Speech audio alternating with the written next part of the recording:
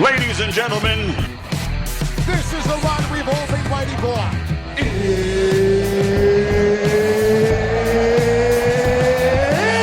good night, freaking Irene! let's get ready to rumble! Time! And knows how to knock people the fire truck out. Welcome back to the Fight Chase Muay Thai and MMA podcast. Today we are joined by Pistol Pete Martin and Dave Pain Train Mazany. Pete has built a premier youth wrestling program at One Fight Team, and he has also gone on to become a firefighter in Clark County. After professional MMA, Dave Mazany has moved on to be a professional trainer, coach, and group fitness instructor. He also is a professional wrestler. So sit back and enjoy. This one is fun. All right, let's get into it, Pete. So, your martial arts journey, where did it begin? How did it blossom? How young? The whole deal. So, I'm 34 now, and I've been doing martial arts for 31 years. So I started super young. Yeah, I started karate at 3 years old. So started with that. Back then, I mean, traditional martial arts were all there was. So I started at 3. Luckily, I was at a really good karate place. It wasn't like one of these black belt feeders. And the minimum amount of time it took was like 6 years to get a black belt. So I got a black belt at 9. They were heavy into sparring, which I loved. That was American kickboxing karate, you called it. So it was a lot of full contact sparring, that kind of stuff, rather than, the pointy stuff you see on TV and all that. So yeah, I got lucky with that. Did that till about 9. And then I moved to North Carolina and luckily found a really good Taekwondo place. The Lee brothers had just moved over from Korea. There's 5 brothers. So I started training there. Got my black belt there by the time I was like 12. Again, it was a really competitive school. They were really good about they had an international sparring team. I was part of that. I was able to travel all over the U.S. from like 12 to 14, just doing Taekwondo tournaments. And I had a really good instructor where I was never into like the katas or forms. So he would just let me do the sparring divisions. And so by the time I was like 12, I probably had between full contact karate and Taekwondo, I probably had close to like 300 matches. Oh shit. So I got lucky in that aspect. Unfortunately, when I was 8th grade, I was like about 13. I moved to a really small town in North Carolina, and we were about an hour from the city. Because when I lived in Raleigh, there was places all over. So I kind of moved out of the sticks, and there was nothing for about 2 years. So I kind of took a little break from 12 to 14. Luckily, I got into high school, and they had a wrestling team. So that's where I kind of started my wrestling journey, which is really funny because most people, when I started martial arts, knew me as a wrestler because for those years, high school and college, I focused just on wrestling. And so luckily, as soon as I was done wrestling, wrestled all 4 years of high school, and then ended up going to North Carolina State Division I, wrestled there for 2 years. And then that's kind of when fighting was taken off. It was still illegal in North Carolina at the time, which is actually funny. I was just looking the other day. I didn't even realize I was on the very first poster for it's called The Return of Mixed Martial Arts to North Carolina, the first legal fights in North Carolina. And I was the poster boy for that at like 19 years old, so that's pretty cool. I actually my wife was cleaning the other day and found that poster. I was like, oh shit, that's pretty cool that I was on the poster for the first legal MMA fights, because we used to have some abandoned train station fights and that kind of stuff back in the day, that's unheard of now. But back then, I mean, that's what you had to do. You pretty much would show up, I was 19, 20 years old, you would show up, no weigh-ins. They'd be like, hey, you want to fight this guy? Sure, cool. All right. So most of my amateur fights were no rules, 5-minute rounds. So it's kind of like pro rules. There was none of this stuff of no head kicks, no knees, none of that. Right. Get in there, 3 5-minute rounds, and best man comes out. There's no commissions, nothing like that. So it was a little different back then, but it was definitely cool. And then once it got legalized, I kind of built up a pretty good amateur record on the MMA circuit in North Carolina, which is what brought me out to Vegas when I met you guys, and turned pro when I was 22 years old. I made my pro debut. I was only supposed to be out here in Vegas for 3 months, so I talked my wife, my now wife, into it. She was my girlfriend at the time, but we were both in college still. I told her we're going to go out there for the summer and train and do my pro debut. And then 12 years later, we're still out here in Vegas. So, I got out here and racked up a couple of wins as a pro and figured I'd give it a good run before I went back to college. And 12 years later, still here. Definitely a good decision, you know. Obviously, the last few years, I retired 3 years ago, 3.5 years ago to be coming up on. Kind of made the deal with my wife when I turned 30 that I would retire. When I got picked up by the fire department, I started testing. It's a long process, you know, tested for the fire department. It's a great job. I'll say luckily and unfortunately, kind of went on a really good streak. I was had won 6 out of my last 7 fights, was on a 3-fight win streak, and I got the call for the fire department. And, you know, I didn't expect to get it so soon, I'll be honest with you. I thought I'd heard it takes 5 to 7 years. I got super lucky and got hired off my first test, but I made the deal with my wife. I was like, man, I'm 31, like, I don't want to pass this up because I never know what will happen again. And so I took the job and retired from fighting, and that's about it on that. But, you know, I still coach a lot of guys. You know, I ran my wrestling team, ended up building a youth wrestling team from scratch out here. Started about 8 years ago, ended up becoming the top team in Nevada. Ended up just giving that up this year. Luckily, found a great coach come over, take it over. So pistol wrestling turned into Gold Rush wrestling now, and then I'm kind of lucky in the place where I can work with the people that I want. I have a few fighters that I still work with. You know, Samuel Gutierrez, Timmy Kwamba, a couple jiu-jitsu guys, Hanato Kanuto, Raquel Paului. So I kind of, now that it's not my main source of income, I'm lucky enough to be able to coach the people I want, you know, that kind of stuff, and just train for fun. So it's been a long ride, but it's been fun for sure. We just had DJ Jackson on, and I asked him this question also. I've trained with DJ. He's a great guy. I think I mentioned you, and he's like, "Oh yeah, Pete," and because I had told him a story that we'll get into in a little while, something that you had told me. But I asked him this question. I didn't realize I also asked George Hickman, the head trainer at Tiger, this question. You know, George Hickman and me wrestled together in high school in North Carolina as well, right? Did you really? Oh, wow. Yeah. Yeah, he was from about 30 minutes from my hometown, and George Hickman was the man. I think he was a year or two older than me, and he was already like a 3-time state champ. So, yeah, he's a freaking. And then we fought on the same amateur cards in North Carolina. What a small world. Yeah. And so the thing is what I asked them, and I didn't realize I asked them like until DJ was like, I already have this ready. Is wrestling? Would you consider it like a martial art? 100%. I mean, if you're talking about mixed martial arts, what's the most dominant background to have? Wrestling background. So how can you not consider the martial art? Is it a martial art in the sense that it's, you know, a strict structured system where there's belts? Obviously not. And that's kind of something we pride ourselves on, to where when you get on that, you don't know what the belt this guy is.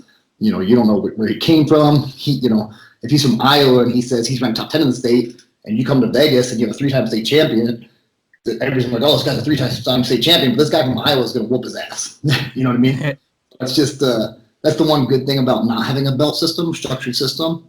Yeah. But it is one of the things that I found as a coach was really hard to keep kids interested, because they saw these kids getting their jiu-jitsu belts, you know, all this stuff, and they're like, man, I've been training for 4 years and I don't have anything. Like, you got 10 gold medals, it's pretty cool. Yeah. But I definitely consider martial art. Just for the simple fact that these guys that are training wrestling now, you're seeing them get into jiu-jitsu and start dominating competitions. Oh, yeah. Abu Dhabi, especially, given it's more wrestling-based. You know, wrestlers are going in there and winning.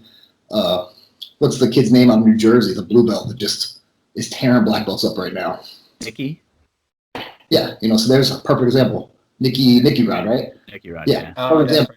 Yeah, blue belt with 2 years of jiu-jitsu is dominating black belts. I think he just beat Cyborg, you know. Yeah, so and he's not small either. no, it's a monster for sure. So yeah, I definitely consider martial art. Yeah, it's like you said, you have to figure it in. I mean, if you go to UFC and the people are like, what works in the UFC? Well, Muay Thai or kickboxing, wrestling or jiu-jitsu. They don't say, it's karate. And there's karate guys, you know, that made it work, and there's other disciplines that made it work. But to say mixed martial arts and to leave out wrestling would be ridiculous. Yeah, 100%, I agree. And it's funny, you see the evolution of martial arts. You kind of see, especially on UFC, you saw where jiu-jitsu guys were just dominating in the beginning. And then you did have this, you know, you had that window where Machida and Conor McGregor, I would say both those guys are karate-based. The way their stance is, the way they attack, they move in and out. So you had this era where karate started to be another thing to do. And, lately it's been wrestling. You're getting these wrestlers and you're teaching them submission defense, because before you get these great wrestlers, they'd be dominating, they get taken to the ground. My first 2 years, I can imagine, I can't tell you how many guillotines I got caught with until you learn how to take down, make sure, you go to one side. So you're getting these wrestlers now and you're teaching them that takedown defense off the bat. And so you're seeing this, I think this is the new era you're getting to see, especially now that you're getting kids that are cross-training wrestling with jiu-jitsu from a young age. Yeah. And I'm glad I retired when I did, because these kids are going to be animals. And that, like we said, we just had this young kid on. He's a pro fighter now, and he's a black belt at 22 in jiu-jitsu, but this kid is legit as fuck. Like, he is really, really good. And you're like, you're 22, and that's when I asked him. I'm like, you reached your black belt already. Like, what are you motivated? Obviously, as a martial artist, you want to keep learning, but it's like, damn. And he trains up in New York at Henzo's all the time, and so he trains with all those guys, and he can hang with them. And I'm like, you're fucking 22. Perfect example is Hanato Kanuto. I was lucky enough, when he moved here as a brown belt, kid had zero wrestling. He was like 19 years old, and just started dominating black belts in all these tournaments. Got his black belt, ended up winning. I literally taught him a system, because he, you just got to learn what works for these guys. I taught him an arm drag system, but like 10 takedowns off this arm drag. And he went to Mazany's finally here. Hey, about time right there. I'm a loud doggy. Whoa. It's getting eaten. All right. Hey, welcome to the party. Welcome to the podcast. Oh, the pain train. Yeah. Some coffee? Yeah. Let me get my assistant. Hey, assistant. Assistant, can you grab Dave some coffee, please? You're gonna get kicked out. Do you like creamer or do you like a black? Are we on air yet? Yeah. Can we say inappropriate things? Oh yeah, obviously. They asked me if you to come on. I'm pretty sure. Okay. I like my coffee like I like my women. Without somebody else's dick inside of it. I'll take a black. Black. Yeah. And black. It's fine. And black. They said to give him echo when I turned it up. Oh, did he? Oh my gosh, this dog. Yeah. Are you getting echo? Yeah, kind of echo. Turn it down. Cool. How you guys doing? Bubba, come on. Hang in there. I'm stuck in the United States, so. Yeah. Stuck where? In the States. Oh. Yeah. I thought you were in Thailand. Yeah, I came back and then got stuck here with this virus shit. Yeah. All the lockdown. Where are you at right now physically? In New Hampshire at my sister's house. Oh, okay. Yeah. Cool. Nice and fucking cold up here.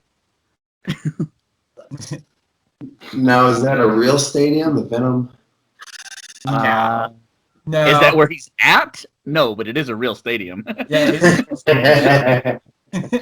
And I'm not at the Yakao Training Center in Bangkok. You guys are all... Well, we're really at Pete's house. Yeah, unfortunately. I wish I was in Thailand. Yeah, I hear you. Hey, this is some bullshit. My assistant gave me this coffee mug, and somehow Dave got the best husband ever. He's advertising. It's not subliminal, so I don't know what to tell you. He's getting cut. So, Dave, what I was telling Pete is, say whatever you want. I don't have an agenda. We kind of wanted to have you guys on here. I mean, we both trained with you guys, and it's kind of funny because you guys, obviously, I'm way older. I'm old as shit. You guys were like the OGs when we got to Vegas. Like when I started at Wanderlei's, like, even because we had such a huge amateur team, but you guys were like the OG, like the Juan guys. And the thing that I always bring up about Juan's is it was like everybody was cool. Everybody, obviously there's some people that like fighters had problems with other fighters or whatever, but everybody was cool with each other. There was always a good respect. It was a great team. I've been to other gyms and I see it lacks a lot of that these days. But so we wanted to have you guys on and kind of get obviously both your origin stories, like kind of where you started, Pete kind of already gave us his, so we're good there. And then your journeys after that, like your fucking shenanigans together, because Jesus Christ. When we were, Oh, you guys. well, we were talking because we have lists of guests and we have like everything scheduled. And I was talking to Kurt, and I'm like, we gotta have Dave on too. And we're like, who the fuck are we gonna get on though? Is it Pain Train or Dave? Like, like, and is it gonna be just like a whole wrestling skit? Like, is that the whole show's gonna be this wild guy just fucking iron clawing everything in the house? Like, Yeah. so We can make that happen. I'm just hey, if you guys broke out into a fight, that would be pretty amazing. Usually when we get together, that ends up being the progressive next step there. So. But it's early. There's not a lot of alcohol flowing, so you guys should be okay. Yeah, I mean, it's almost noon on these shows. We'll get to those stories later. I'll let Dave give his background, but we'll get to some.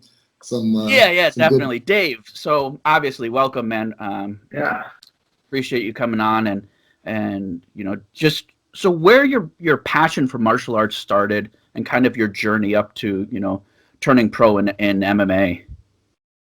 I always gravitated towards martial arts in the sense that it was cool. Like when I watched Bloodsport with Jean-Claude Van Damme and I like the Ninja Turtles and like all kinds of stuff like that. You saw glorified on TV. And then I saw things like boxing and stuff like that. And I even took a little bit of like Shotokan karate when I was a kid. But I just knew there was like a sense of like it's not real. Like all that stuff wasn't real. And this is coming from a guy that does pro wrestling. This is coming from a guy that does pro wrestling. And I love, but pro wrestling was so over the top, so like it's not supposed to be real. But then you sold something like karate, and like even when you saw fight scenes on TV, I'm like, but people would be like, oh yeah, Bruce Lee can beat everybody up. I was like, I don't know, that didn't look real. And so when they came out with UFC, like back and you go to the special interest section in Blockbuster, I would go in there and be like, oh, this is a real fight. This is what a real fight looks like. And so that intrigued me ever since I was a kid. And then, but clearly I could, I was supposed to go to college. I went to college and did all the things. Got a track and field athlete, NCAA at Adams State, and then I just kind of, and it was kind of funny. So I was always a fan of mixed martial arts. I watched it all the time, and even when it was weird, we'd be like, "Mom, let's get the pay-per-view." And this is like the early 2000s when Pride was out and stuff like that. And so at one point, is this chair broken or what's going on? You're fat. I may have broke it. Like my first kind of official fight was in college. They had Ultimate Fight Night, and this little tiny bar called Weekends, and it was like it's on a VHS tape somewhere. I just need to digitize it. That's hilarious. But I was running on the cross country team at the time, and I was about 155, maybe 160, soaking wet, right? And then I had no fight experience, but I wanted to go in and scrap, and they matched me with some NCAA champion wrestler, and I was like, nope. I knew better than that. I was like, no. He's like, well, you got like 15 pounds on him. I was like, nope. And I got my match with somebody else who had wrestling experience, but we went the distance, and in the middle of the fight, the ring girls got in a fight and they stopped it, and it was crazy. It was really weird. Like if you saw that, like Pete's apartment is bigger than the bar, right? Like it was crazy. Or not apartment, a house. But like you know what I mean. Like his whole living room and kitchen is bigger than a bar. That was my very first one. But when I graduated from college, I went to Gracie Baja Jiu-Jitsu in Alaska. There's Alaska Fighting Championships there. I started there. Then, after, taking a few losses and then shattering my face against Ryan Ford. You can look that up, Ryan Ford versus Dave Mazany. You can look at my nose bones sticking out of my face and all that stuff. And after I paid off all that debt from the surgery that I had and whatever, I came to, then that's when I came to Wanderlei's gym and then it was a long progression from there, but it was just one of those things that it was something I wanted to do, just want to try out. I did my first official fight. The first official one was Fairbanks, Alaska. I knocked this dude out with a bunch of knees, and then I was like, holy smokes. And it was much like a drug addict would describe their first hit of hard drugs. They're chasing the dragon the whole time, right? Like, I want that feeling again. And to tell you the truth, to be honest, like, nothing felt better than that very first victory. It was weird.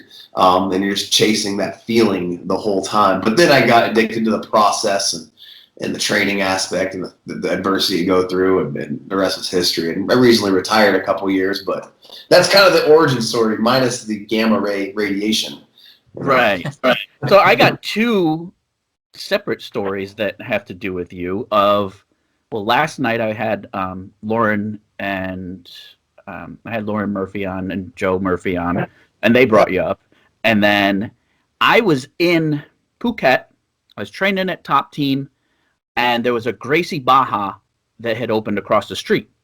And I was like, I've never even seen a fucking jiu-jitsu gym in Thailand. It was just a jiu-jitsu gym. I went over there, talked to the guy, went and did like one of their open mats. And he was from Africa. He was from South Africa. And I was like, yeah. I was like, we had one of our old coaches used to fight there. He's like, oh, what's his name? I was like, Dave Mazany. He goes, yeah, I know him. And I was like, what the fuck? Like, I've gone all over the world, and I always run into people that are like in this tiny circle of like wands. Tell the story a bunch of times. I ran into, I believe it was one of Sydney's kids' coaches on a boat in the middle of a sea in Thailand. Like, he had just had a shirt on, and I'm like, where'd you get that shirt? He was like, oh, I'm the kids' coach. I'm like, what the fuck? Like, I'm on a boat in the middle of the ocean. There's probably 100 people on this boat. What's the chances? And it's just wild. So yeah, that's just kind of funny that like somehow, you know, it just keeps getting brought up of like how small the martial arts community is, but it's worldwide. You know, you run into people all over the place.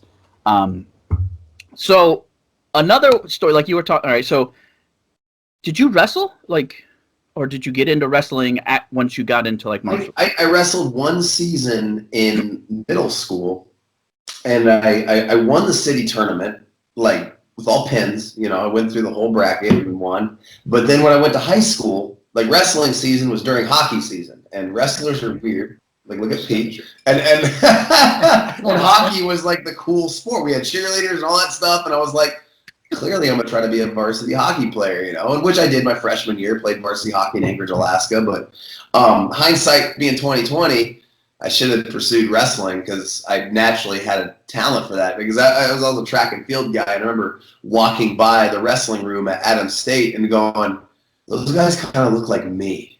Like, I don't look like these runners. I don't look like the Somalian dude. I look like these gross wrestler people. You know? And so whatever, you know, you only live this life once, but yeah, I kind of wish I would have pursued, because I think it would have gave me the edge to go a little further, you know. Yeah. How did you both kind of find Wanderlei's? I mean, we kind of all have a story of how we found Wanderlei's, whether it was I just drove past the fucking building so much, I was like, I need to at least stop in here. Because my shop was just down the street. I got super lucky. I'd fought at Fort Bragg in North Carolina, and Randy Couture would always come on. So they had a fight for the troops down there, and Randy Couture would come down.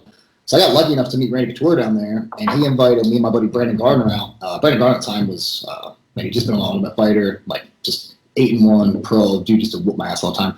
He was a 135er, like walked around 135, soaking wet. Well, at the time UFC only had a 55 division, so he did the Ultimate Fighter at 55. You know, that's fought all his fights at 55, 135. Dude's an animal. But so we meet Randy Couture, and he invites me out to Vegas. And I told you I was doing really well in the amateur circuit in North Carolina, so I was like, fuck it, dude, I'm gonna go out to Vegas for 3 months, and you know, I just signed my pro contract. I was gonna go out there and train at Randy Couture's. So my first week at Couture's, like we were talking about before, you know, gym feels and how, you know, you walk into a gym, you just feel a difference. You know, at the time, at Couture's, I walked in and I didn't like the feel of it. And Wanderlei Silvas had just moved to the U.S. He was training there. I got lucky enough, and he was training for the Rampage Jackson fight. So I was in this training session, and somehow we got partnered up. And you know, at this time, Wanderlei, you never really understood what Vanderlei was saying, but this time he spoke like zero English. He was like, "Hey, you come to my gym." I'm like, "Okay, cool. You want to go have coffee later?" Like, I don't know what the fuck you're talking about. Okay. So anyway, I find out he's got a little private gym at the time. It wasn't even open to the public yet. I go over there, and I'm a 21-year-old kid. I'm like, "Fuck, Wanderlei Silvas told me to come to his gym. Okay, to go." So I roll in like expecting a structured class, and it's like 10 dudes. It's like me, Kit Cope, JJ Mix, Mike Whitehead, like just this.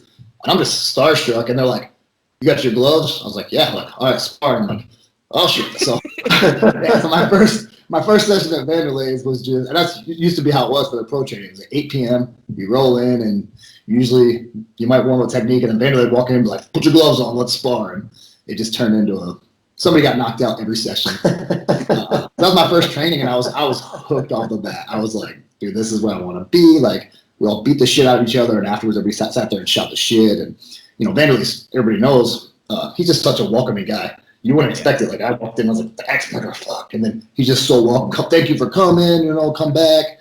So that's kind of how I got in there. And then when he found out I was a wrestler, they kind of asked me to stay because he was fighting Rampage, and they wanted a couple wrestlers. So me, George Lopez was there, so he kind of was my translator. It's like he needs a couple wrestlers. So I kind of got lucky just meeting him at Couture's that day, and I think I only spent about a week out here at Couture's at the time, and then ended up jumping ship it over to Wanderlei's, and I've been there for the last 11 years.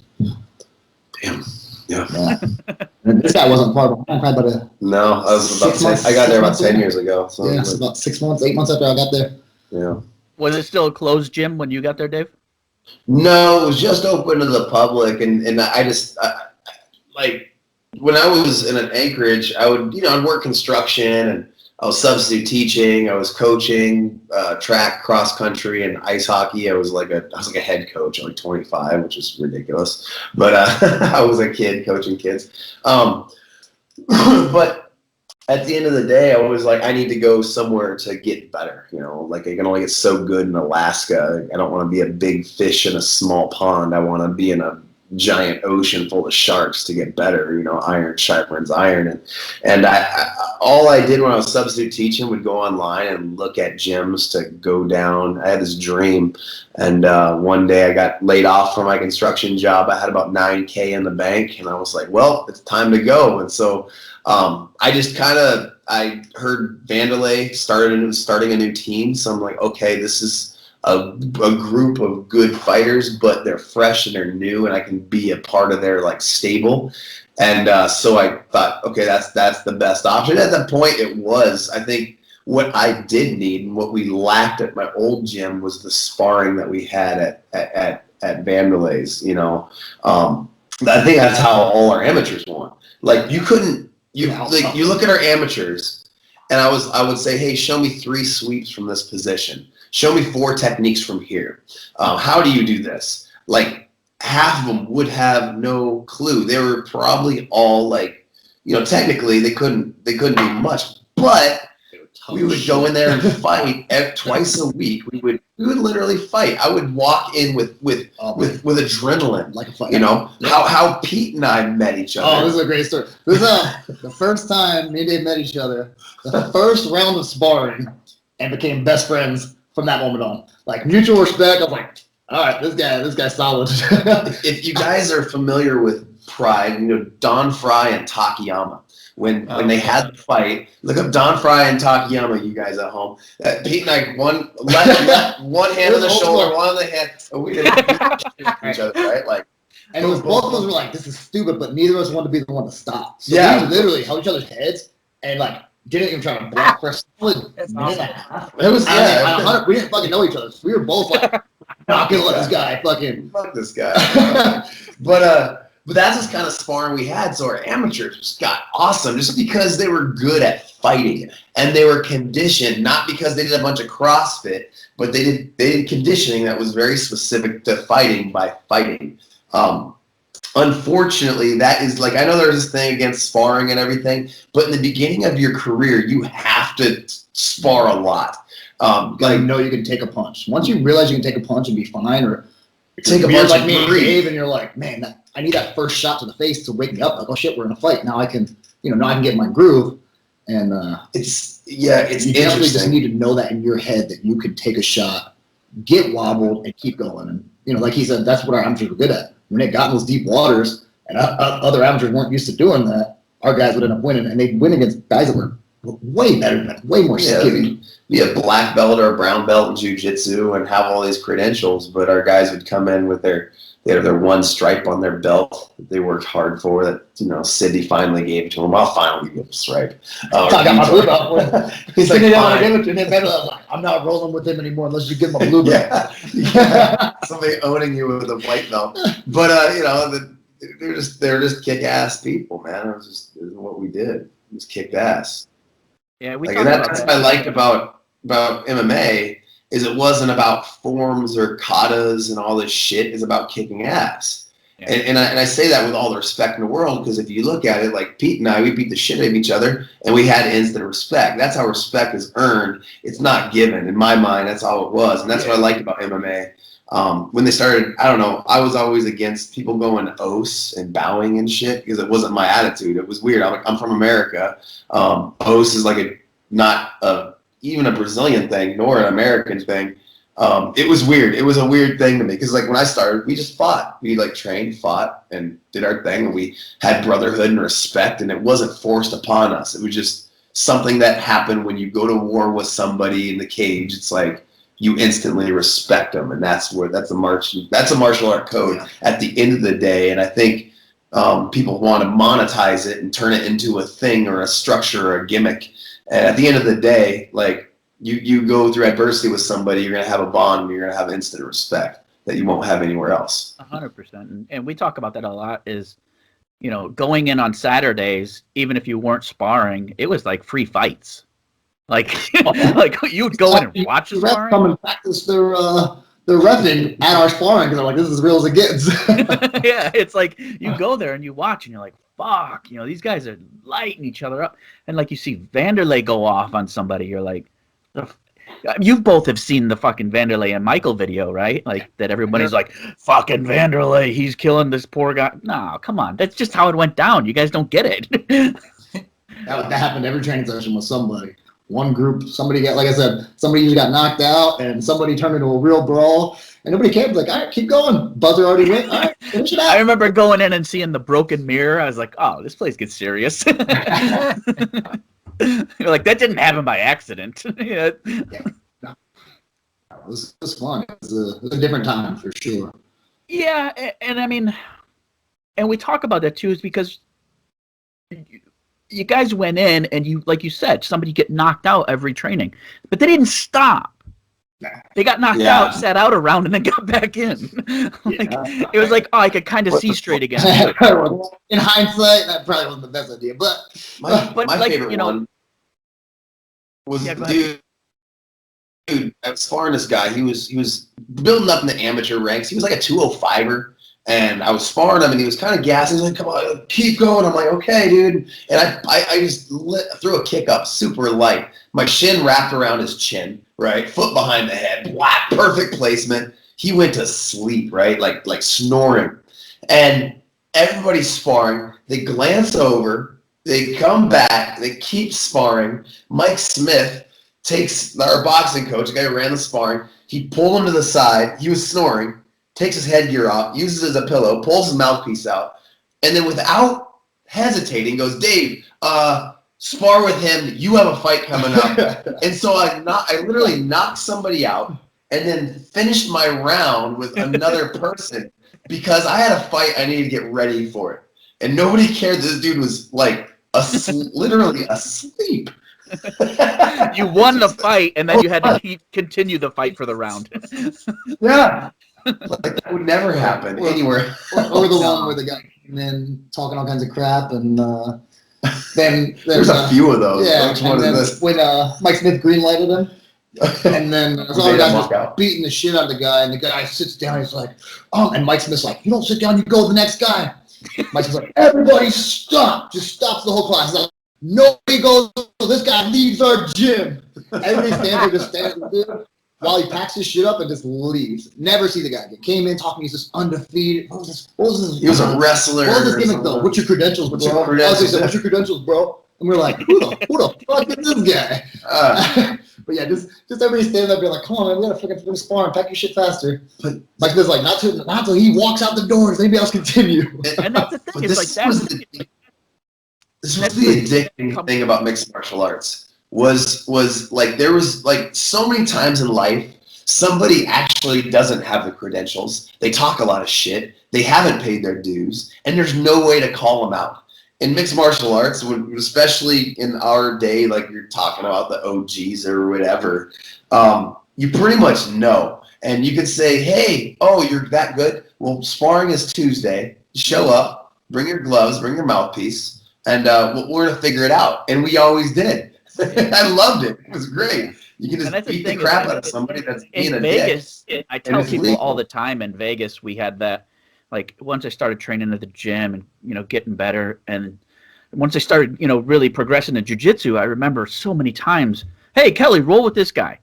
Hey, Kelly, roll with it. And I'm like, what do you mean? And then I didn't, until I realized, like, oh, I've gotten good enough where I'm kind of checking these guys that are coming in, and you're kind of like enforcing just the, taking care of the gym.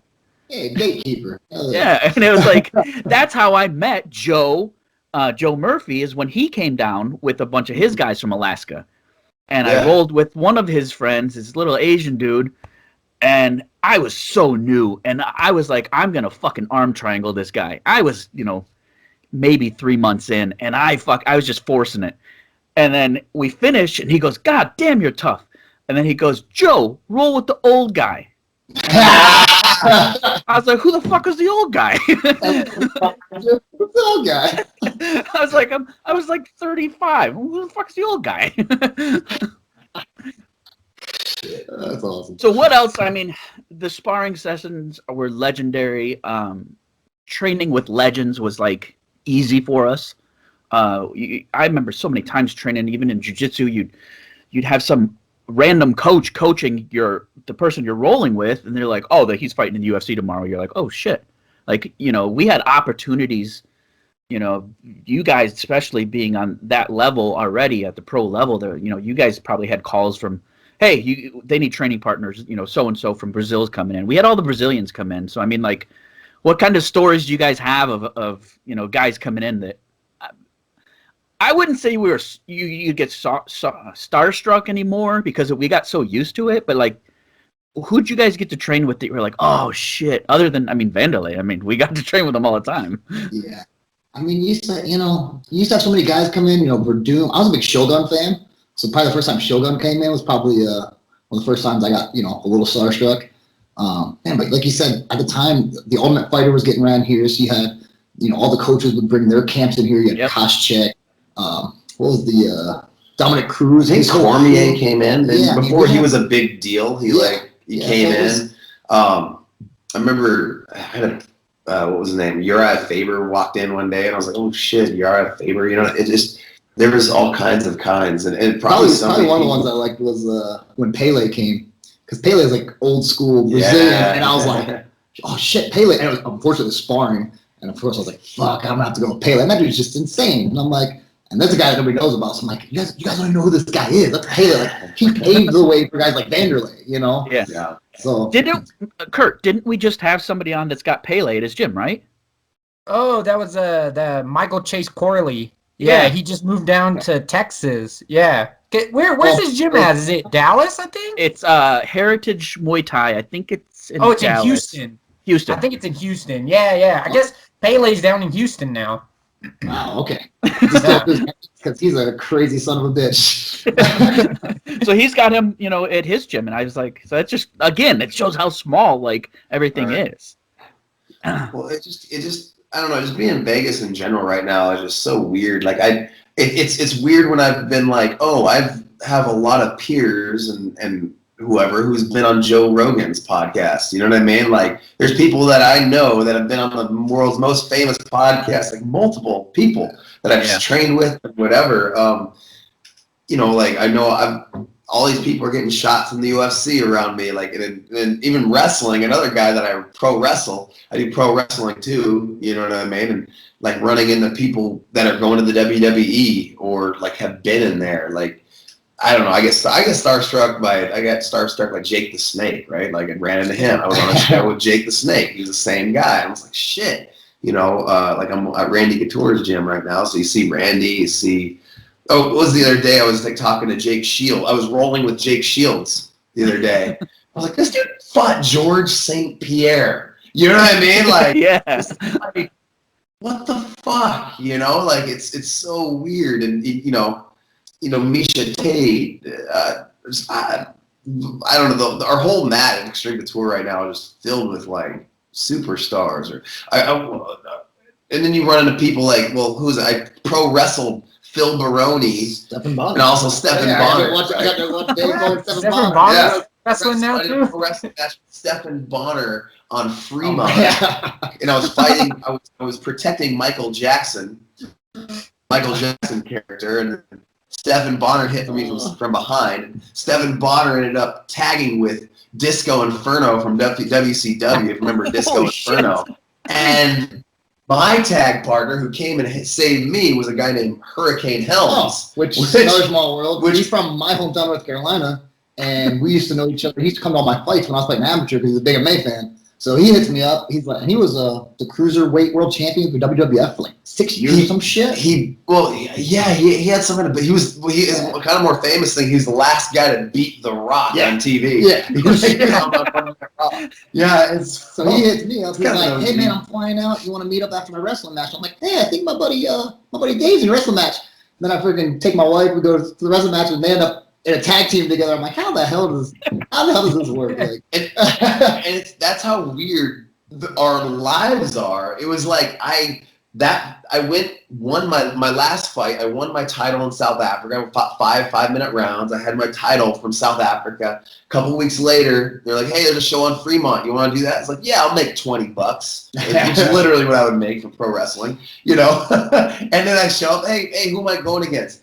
You're going to tag with Hurricane Helms against Stephen Bonner and Disco Inferno, and you're going to protect Michael Jackson. And Michael Jackson, this is the guy who got viral for the moonwalk DDT. He's actually really good. I saw that video. Yeah, that was funny. Yeah, so it was that guy.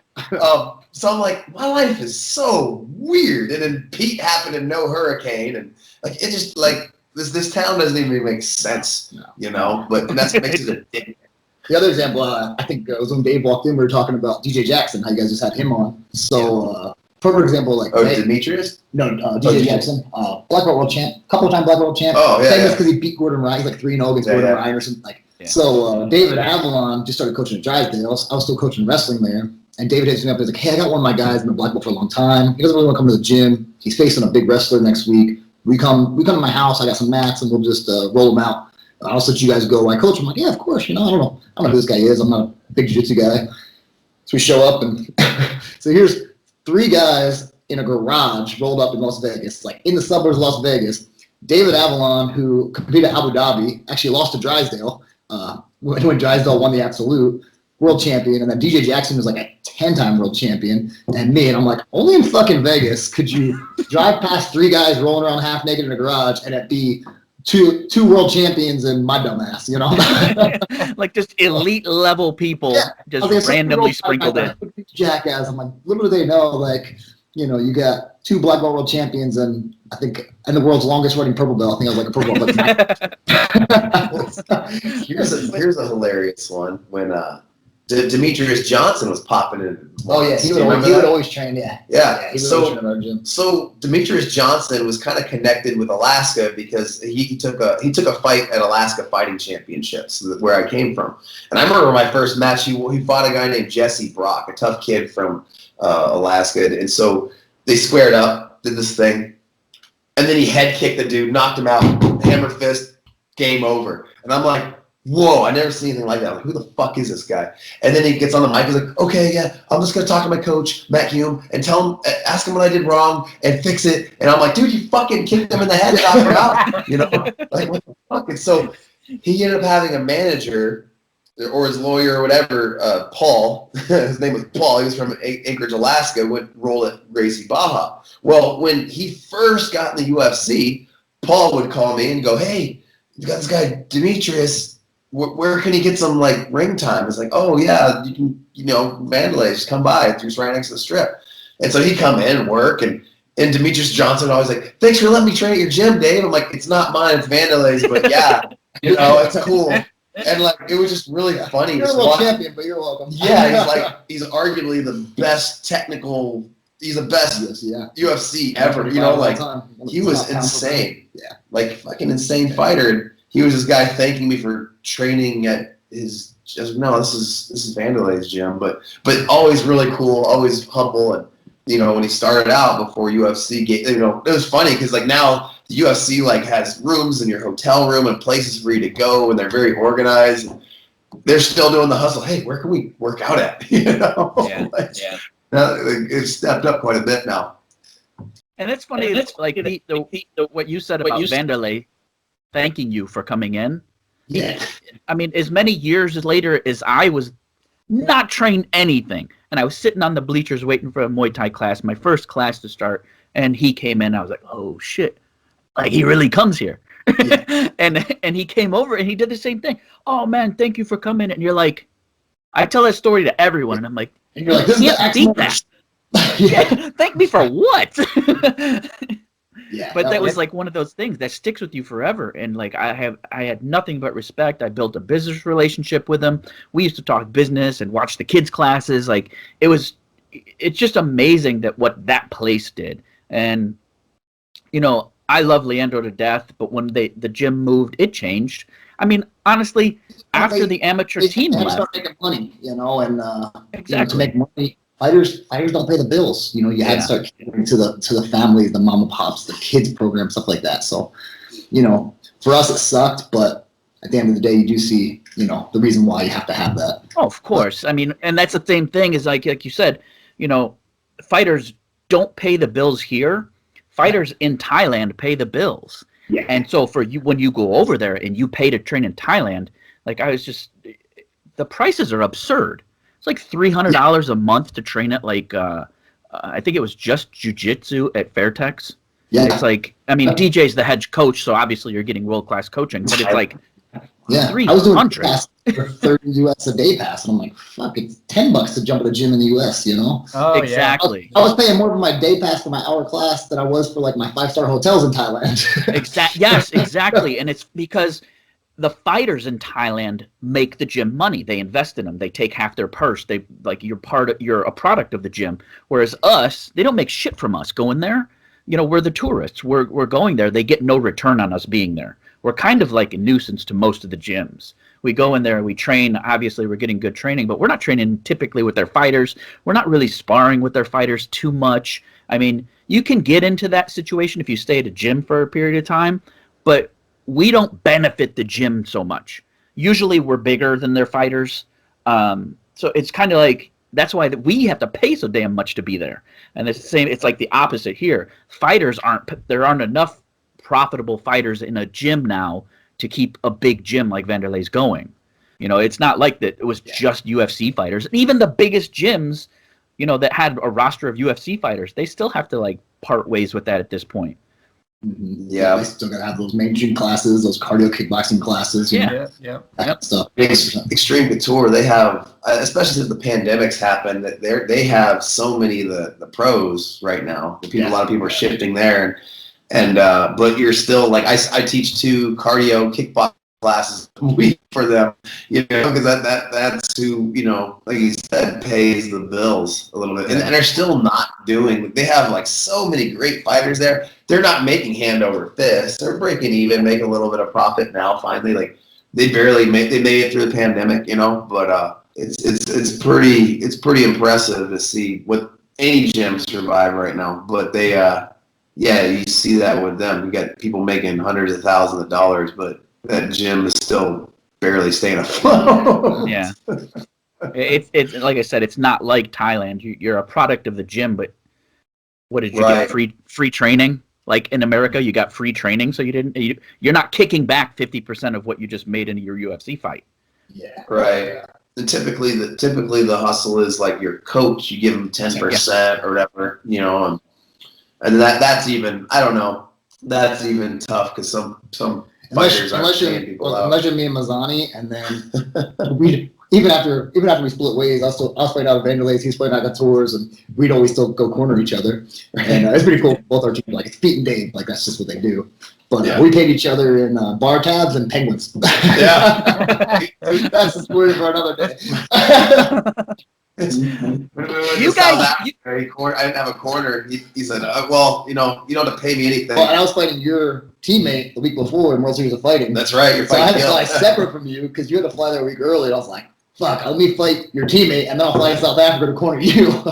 And then he said his payment is there's penguins in South Africa that like live on the beach. They kind of just like they're migrating penguins. Then they sort of stayed there. They're like, "Fuck, this is nice," and they sort of like hung out on the beach.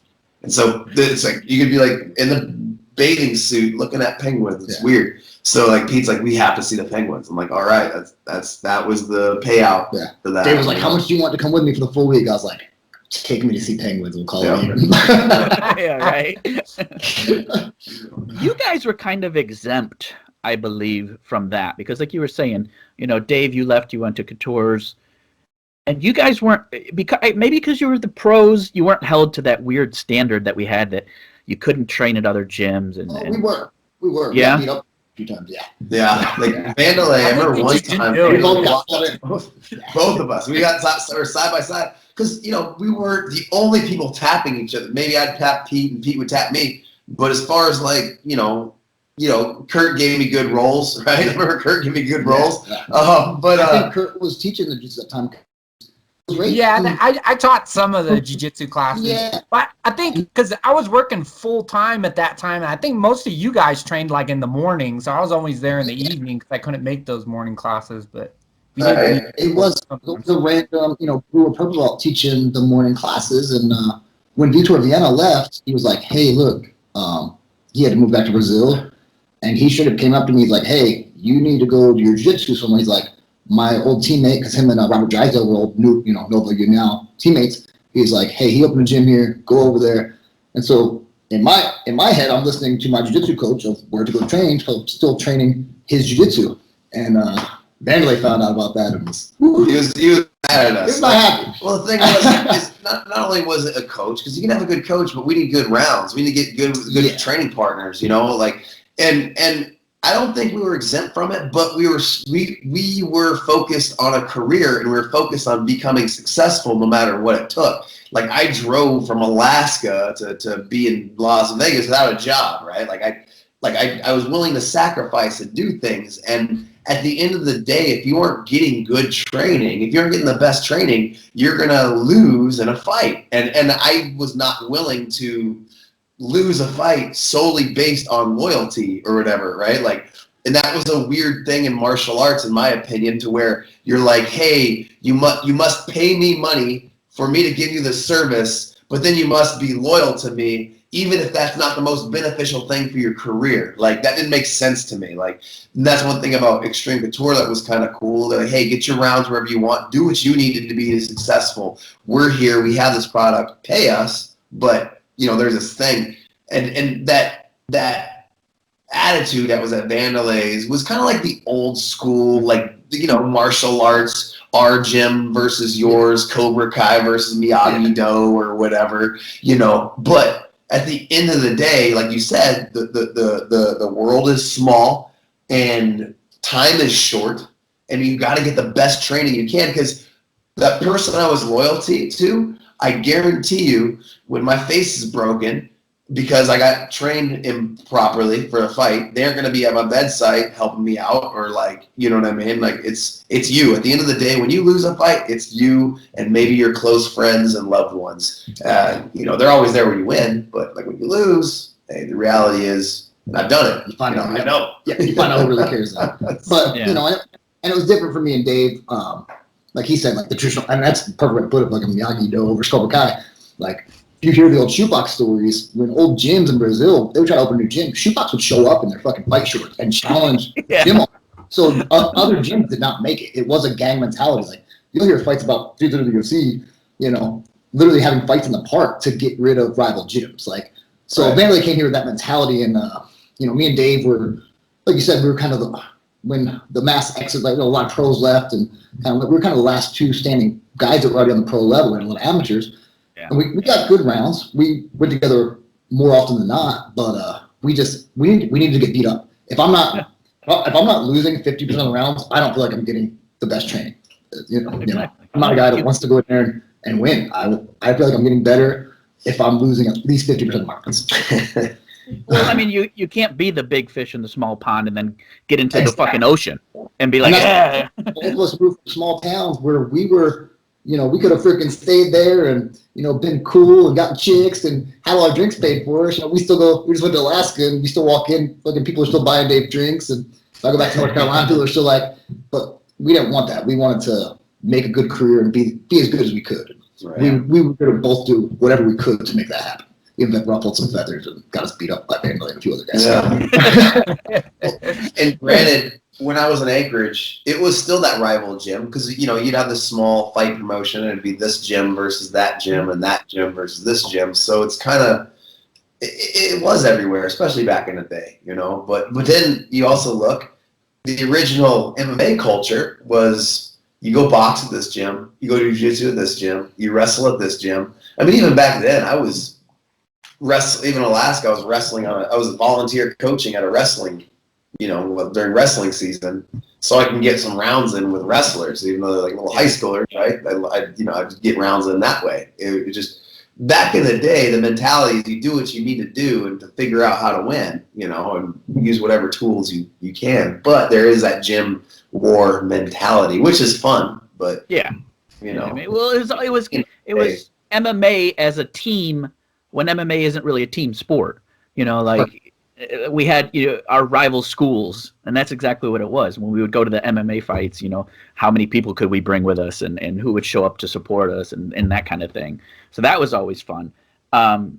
So you guys have obviously a better insight into what happened. What happened with our amateur team? Dave was helping run that amateur team at the time. He probably knows a little more than me. Yeah. I mean, you don't have to say anything you don't want to say. It happens. Gyms do this rotation, where, like I said, when I first came here, I went to Couture's. I didn't like the way it was. I didn't like the feel. It felt like a fratty thing to me. And so a lot of people left and went to Wanderlei's, and a lot of people went to Drysdale's, and then this mass exit town where everybody went to Syndicate, and now it's back to Couture's. And I kind of, sometimes I wish I had kind of stayed there because they do have a great coach staff. They probably had better training partners at the time, but there's a shift in Vegas where once one guy leaves and this gym tries to start pulling people in, and that's kind of what happened. Yeah, I think at the end of the day, I think what happened that dissolved Wanderlei's was one of the things that happened, and I see this happen in fitness gyms in Vegas. I've been in the fitness gym industry lately, group fitness or whatever, but Wanderlei found less and less need to train at Vegas. Like he's kind of okay, it's not his. The fight game changed or his life changed a little bit, and so he was in the gym less and less. But he still wanted to make decisions, right? There was decisions that had to be made, and he would go. She'd be out of town for a little while, come in, say this needs to happen, and then he would leave. Right. And then there tended to be a misinterpretation as to who were the leaders on the amateur team. And one of the big leaders that, I don't know, he got credit, but not as much as he should, was Mike Smith. Right. Mike Smith was the boxing coach because he was like this boxing coach. But what he did is he knew the formula for cornering somebody, right? And I stood by his side and learned how to wrap hands. I learned, his theories on warming up, and he was the first guy in the building, the last one to leave every time, and I felt like he was that the amateur team was a lot of his. Like he didn't claim to know everything. He knew that different coaches specialized in things, but he was sort of like the organizer of that. He was matching people up, because even in the amateur circuit, hey, you want to fight this guy? Oh, what do you mean? You forgot to tell me that he was an NCAA All-American wrestler? Huh? Interesting. So he helped pick the fights. He had a relationship with Tough Enough promoters and stuff like that, and we always got matched. evenly and whatever. And so at one point, Mike Smith, for whatever happened, that he got pushed away or wasn't available anymore, or whatever happened. He got pushed out. Yeah, if you want to put it lightly. And then at that point, he was kind of my coach. He was kind of like the guy that organized my stuff. And I was like, man, I got to get out of here. And then at that point, there was a lot of fighters that were kind of, and this is when there was actually real loyalty there. Like, it wasn't forced. It was like people that were loyal to Mike Smith. Still trained with them, and we had a little gym we called the Honeycomb Hideout. I don't know if you ever seen the Honeycomb Hideout. You guys over there? Yeah. The Honeycomb Hideout. It was like War Tape and Dog Boxer kind of put it together. Those are the Dog Boxer was the guys that got me the fights in Australia. If you guys remember, I went to Australia and won a title there. But they had this little private gym, and Mike was there. And then a lot of the guys started going to Syndicate because they sort of all shifted. There was weird shift where all the fighters just left. And then I almost went to Syndicate, but I ended up booking a fight with a guy named Mike Hanks that was a Syndicate fighter. And I was like, well, I guess I'll go to Extreme Couture. And I think it was the better choice because they kind of fit my fighting style a little bit better than Syndicate did. So it worked out. But yeah, it was interesting. I mean, it's the natural shift, like if you at the end of the day, a gym is successful when the person is allowed to make decisions and they're in the gym every day, right? You can't sit behind a desk or sit from afar and know how the gym feels and what the gym needs. And this goes from an MMA gym to a jiu-jitsu gym to a Pilates gym to a yoga studio. It's the same thing. Like, you need boots on the ground in order to make a facility successful. And I think that's what they kind of lost. Even being just like a member, like you can feel the vibe, you know what I mean? Like, you can feel who you're training with, you can feel when something's off. And if you've been there long enough, like when that started to go down, a lot of us that trained with all the fighters all the time were like, you could feel there was something off. And then all of a sudden Mike wasn't there, and there was like this void. And it's kind of like Mike was like the amateur manager.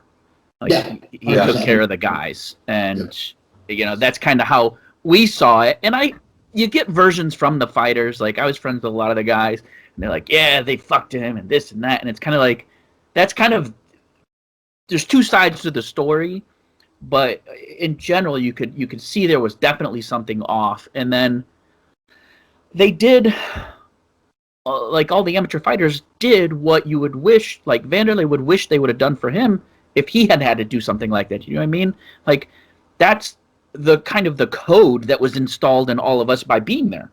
It's like, you stick with us, you stick with the team, and that the team basically all stuck together on the way out.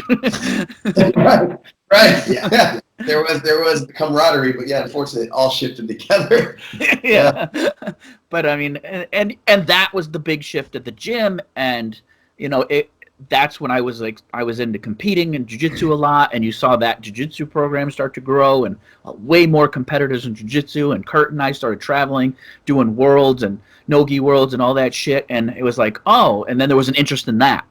So it was like the MMA classes got way small, and then the Muay Thai program, everything, And granted, like, here's I referee for NAGA. I travel around and referee for North American Grappling Association. They recently had a tournament in Arizona, and there's a big group from Wanderlei's gym that came in and did really well. They were all together. There was good camaraderie. The teammates. Leandro's done a hell of a job building that jiu-jitsu program up over there. Yeah, for a guy that's not from the U.S., like coming here, making it happen, using his, I after NAGA, it ended so late, I ended up going to Buffalo Wild Wings, and he was there too. And so I sat with him and had, dinner, and we talked, and he talked about how he survived the pandemic barely, but he's worked really hard to put together a good program there. And they had I forgot his name, Josh. Oh yeah, Josh Quinlan. He beat 4-0, and he won like the black belt absolute division. He just got a brown belt. Yep. And these are matches that I got to see his last one. and just super meticulous, very disciplined. Like Leandro walked him through it. He did really well, and beat some. They looked like legit black belt. They looked like they knew what they're doing, and I don't think it was like it wasn't a fluke because it was more than one that he beat, So that's was like good. when that all started happening. Like when Kurt and I started traveling, it was only Kurt and I, or me and you remember Crazy Jimmy? Oh yeah. Yeah, it would be me and Jimmy would just go to like Arizona, and then we would come back and compete at Naga. And he's not crazy. He's a good kid. But he's not as crazy as your other friend. Your other friend is fucking nuts. Which one? Dan. Yeah. Oh yeah. We both broke up with him. Yeah, we had to break up with him. We all did. I had to block all 8 of his accounts from Instagram. Like he's just nuts. Yeah. But anyway, so like that was the thing. It's like when we started, we were just like we would just go and do it, and we had very little backing. I mean, like when I competed at Worlds, Leandro was his wife was texting me all day because he was doing something because they were still in Brazil for some visa stuff. But like he was like there, but he couldn't travel yet. They were still trying to get things. They're good people, man. They're there amazing. For you. That gym, and it's awesome to see what they've done. I've been there, like I said, from the time this was a private gym to where it was just fighters beating the shit out of each other, to the mass exodus, to to this whole COVID thing. So I've kind of gotten to see the last 12 years there. And well, it's funny, like when I really got like I was training nonstop. Kurt was there, Chris, like a bunch of us would just train nonstop. But we would go in, and I would joke. I'm like, fucking Pete's kids are here before us. They're training they're going hard when we get there. We'll be there 2 hours, and these kids are still slamming each other when we leave. It's like, fuck those kids. You built such like an amazing, monstrous team of just little killers. I remember like the little kids that would cry their first couple matches, and a couple years later they're champions and shit. You're like, that's fucking sick. Yeah. That's probably one of the coolest things I've gotten to do in my life. Like I said, I started that thing I had 2 classes the first day, and in 7 years we went from 2 kids who literally that's what I prided myself on is 90% of my kids I taught their first stance. You know what I mean? And from that we ended up being 3-time regional. And Vegas has 32 teams here now, 3-time regional champions. I got 60 kids on the mat every night, and the last year I coached, which was pre-COVID last year, 3 kids ranked in the top 10. Got to take a handful of my kids to different national teams, trained at the Olympic Training Center. One of my girls was ranked number 3 in the nation. Like I said, I got super lucky. I do miss it, but having the coach that came out here, it worked out perfect with the COVID transition actually, because the gym got shut down the month we were supposed to transition to this new coach and new team. So it was kind of a little bit easier transition, man. But I still keep up with those kids, and like I said, it's kind of one of the reasons I'm glad I retired when I did, because these damn kids that are coming up would beat the shit out of me. Right? It's funny, like, so you were saying, like, you showed them their first stance. I remember I was training jiu-jitsu, and I had won Worlds, and we were going to all these, like, big tournaments, and I remember, like, it was, like, a week before Nogi Worlds, and I was like, Pete, I need a takedown. And you're like, all right.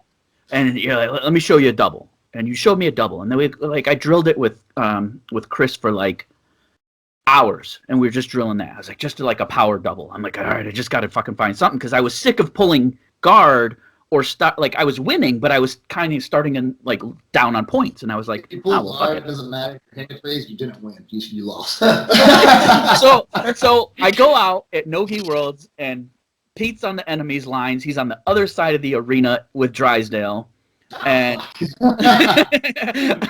and I shoot, and I shoot through this kid. Like, I shot, like, I don't know how to shoot, but I was like, I'm gonna it was like some WWF, like, I'm fucking going through this guy. I take him down. I don't even remember, like, I might have won that match and lost it, whatever it was, but you came up to me afterwards, you're like, man, I was telling Drysdale, I just showed you that. I was like, I taught him that. See that? It works. I was like, man, that wasn't a lot of what we're talking about.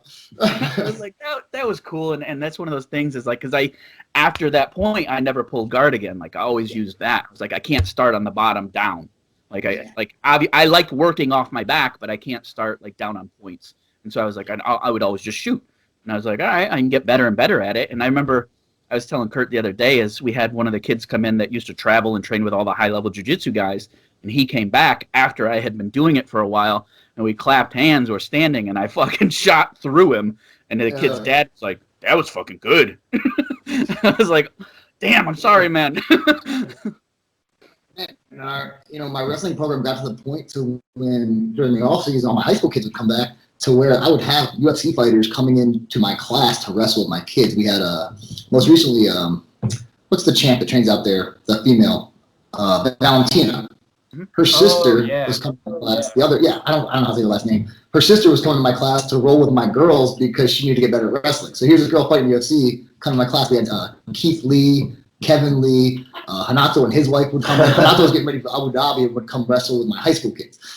So it was super cool. And it would pump my kids up because here they are wrestling with, UFC guys. When Kevin Lee and Keith Lee came in, they were like, I'm like, what are they doing? I was like, they're here to wrestle with you guys. Like, don't get starstruck. You gotta go against that guy right now. So it's it's one of the things that would only freaking happen in Vegas, to where you get UFC guys who are coming in to train with a group of middle school and high school kids. That's pretty dope. I mean, like I said, you built a hell of a program with that. So I mean, it's amazing. Yeah. Kurt, what do you got? I know you're itching over there to say something. Just my typical questions that I ask all the fighters that are on here. So I guess I'll ask each of you individually. I'll start with Pete. I always like to ask people this. Is like before you compete, whatever it is, grappling, fighting, whatever, kind of what do you have like some sort of process that you use to like handle your nerves going in there? And it's always been a progression. When I first started, I was, in the back warming up 2 hours before because I was so nervous and jittery. And then, my last few years, kind of, I'd go on the back, and usually I was later on the card. Me and Dave, last 2 fights. So you realize your rules means like 5 o'clock. We're probably not fighting until 10 p.m. So kind of I go back, chill. I always bring a pillow. I try to take a little nap and relax for a little bit, and then kind of just have that warm-up process and break that first sweat, stretch out, and I try not to think about it too much. I don't like getting too amped up. I found that when I got too amped up, I would freaking blow my wad, or kind of, I guess, proper term, adrenaline dump in the cage I'd get, because you get so amped up, and then you get in there and like, oh shit, this is just another fight. So I kind of just learned to stay calm, and I think when I actually started doing well, like I said, when I ended up retiring, I won 6 out of my last 7 fights, was on a 3-fight win streak. I stopped caring about losing. For so long, I put so much pressure on myself to win that I would get out there and just freaking, and it's guys that I was better than, and I would freaking be like, one little thing would go wrong because I built this up in my head that this is what I was going to do, and something would go wrong that wasn't according to my plan. I'd be like, fuck. So when I stopped caring about losing and realized that I loved fighting, I was going to do it no matter what. And it took a lot of the pressure off, and that's when I felt like I was my best. I'd go out there, loose and relaxed, and that's when I felt my best. So it took a long time, though. It's probably in my last, 4 years, like I said. But that's definitely worked for me. Mazany's kind of the opposite. This dude freaking. He transitions from Dave Mazany, who's this nice goofy guy, to the pain train, and you just see it in this fucking guy's face. I had to stop his corners in South Africa from talking to him. I was like, get the fuck away from him before he kills you. Those things is why we weren't trained together. Yeah, so Dave, how does that go down? So I don't know. For me, it's kind of like I gotta grab a drink since we're gonna talk about fight traditions. So, I do my best to stay calm as long as I can. But then, like, when it's time to go, like the week before, oh Jesus Christ! Well, they want to bring up fight traditions. What's the biggest Pain Train and Pistol Pete fight tradition? Jesus Christ! So apparently, we got to get a 4 Loco. We'll get to these. This is wow! Pistol Pete Pain Train fight tradition right here. Man, it's not even sponsored by 4 Loco. It's the gold. Yeah, we're classy now. Oh, this is gonna get it. What time is it? It's noon on the East Coast. That's what time it is here.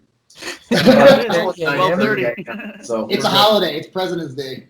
Oh, yeah. It's private to teach, so later on we'll see.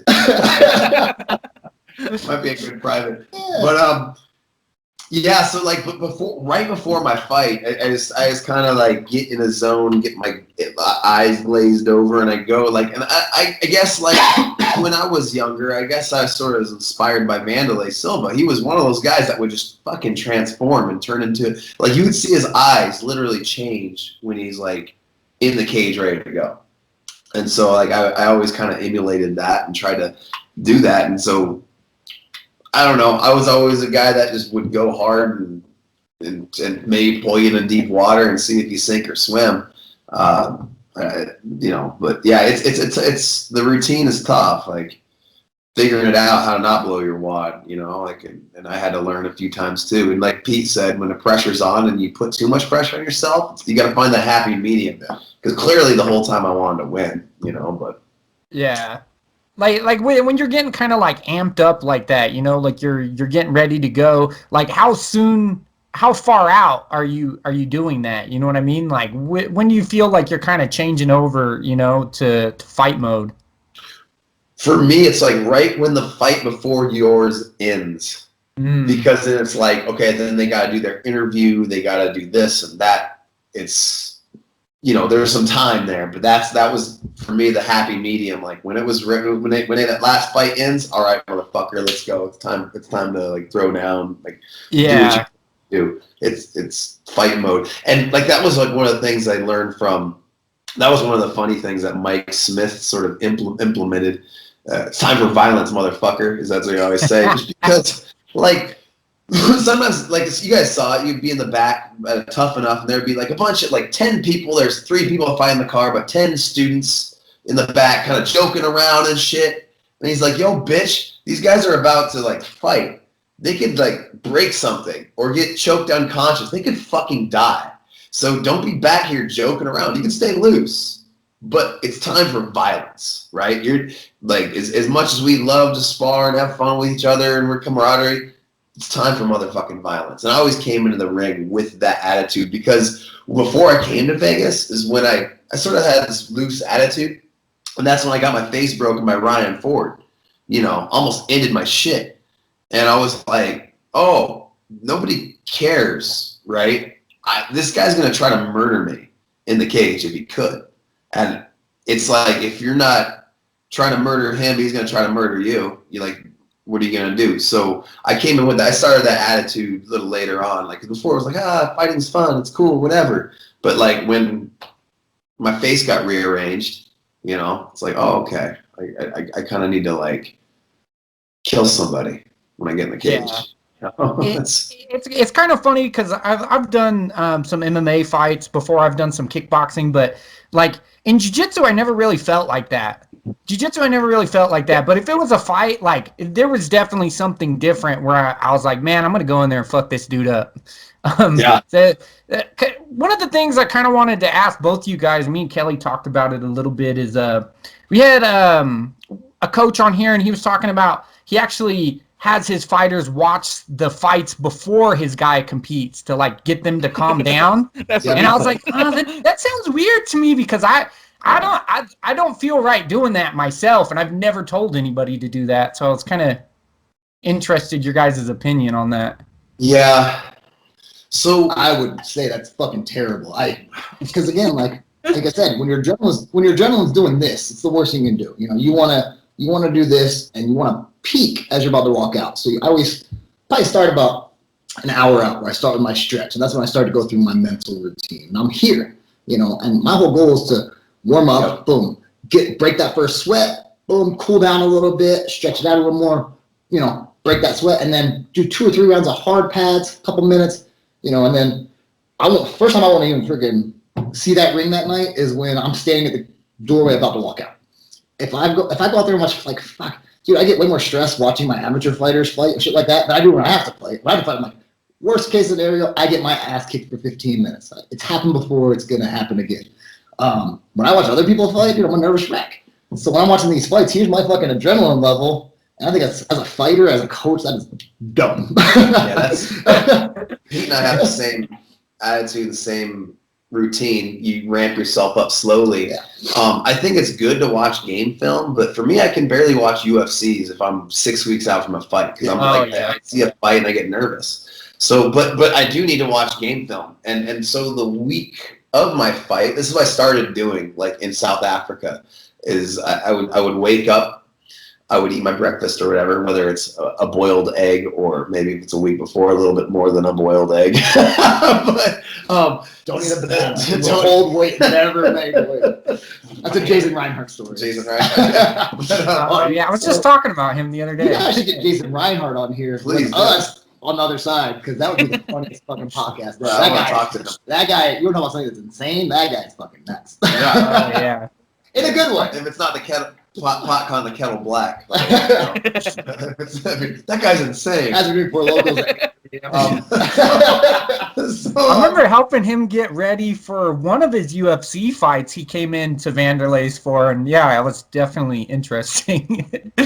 I remember them being like, this guy's coming into UFC, he's 21-0. I'm like expecting this, and it's fucking Reinhardt. And he's like, I'm like, this fucking guy? I end up loving him though, dude. One of the best guys you'll ever meet, but fucking insane.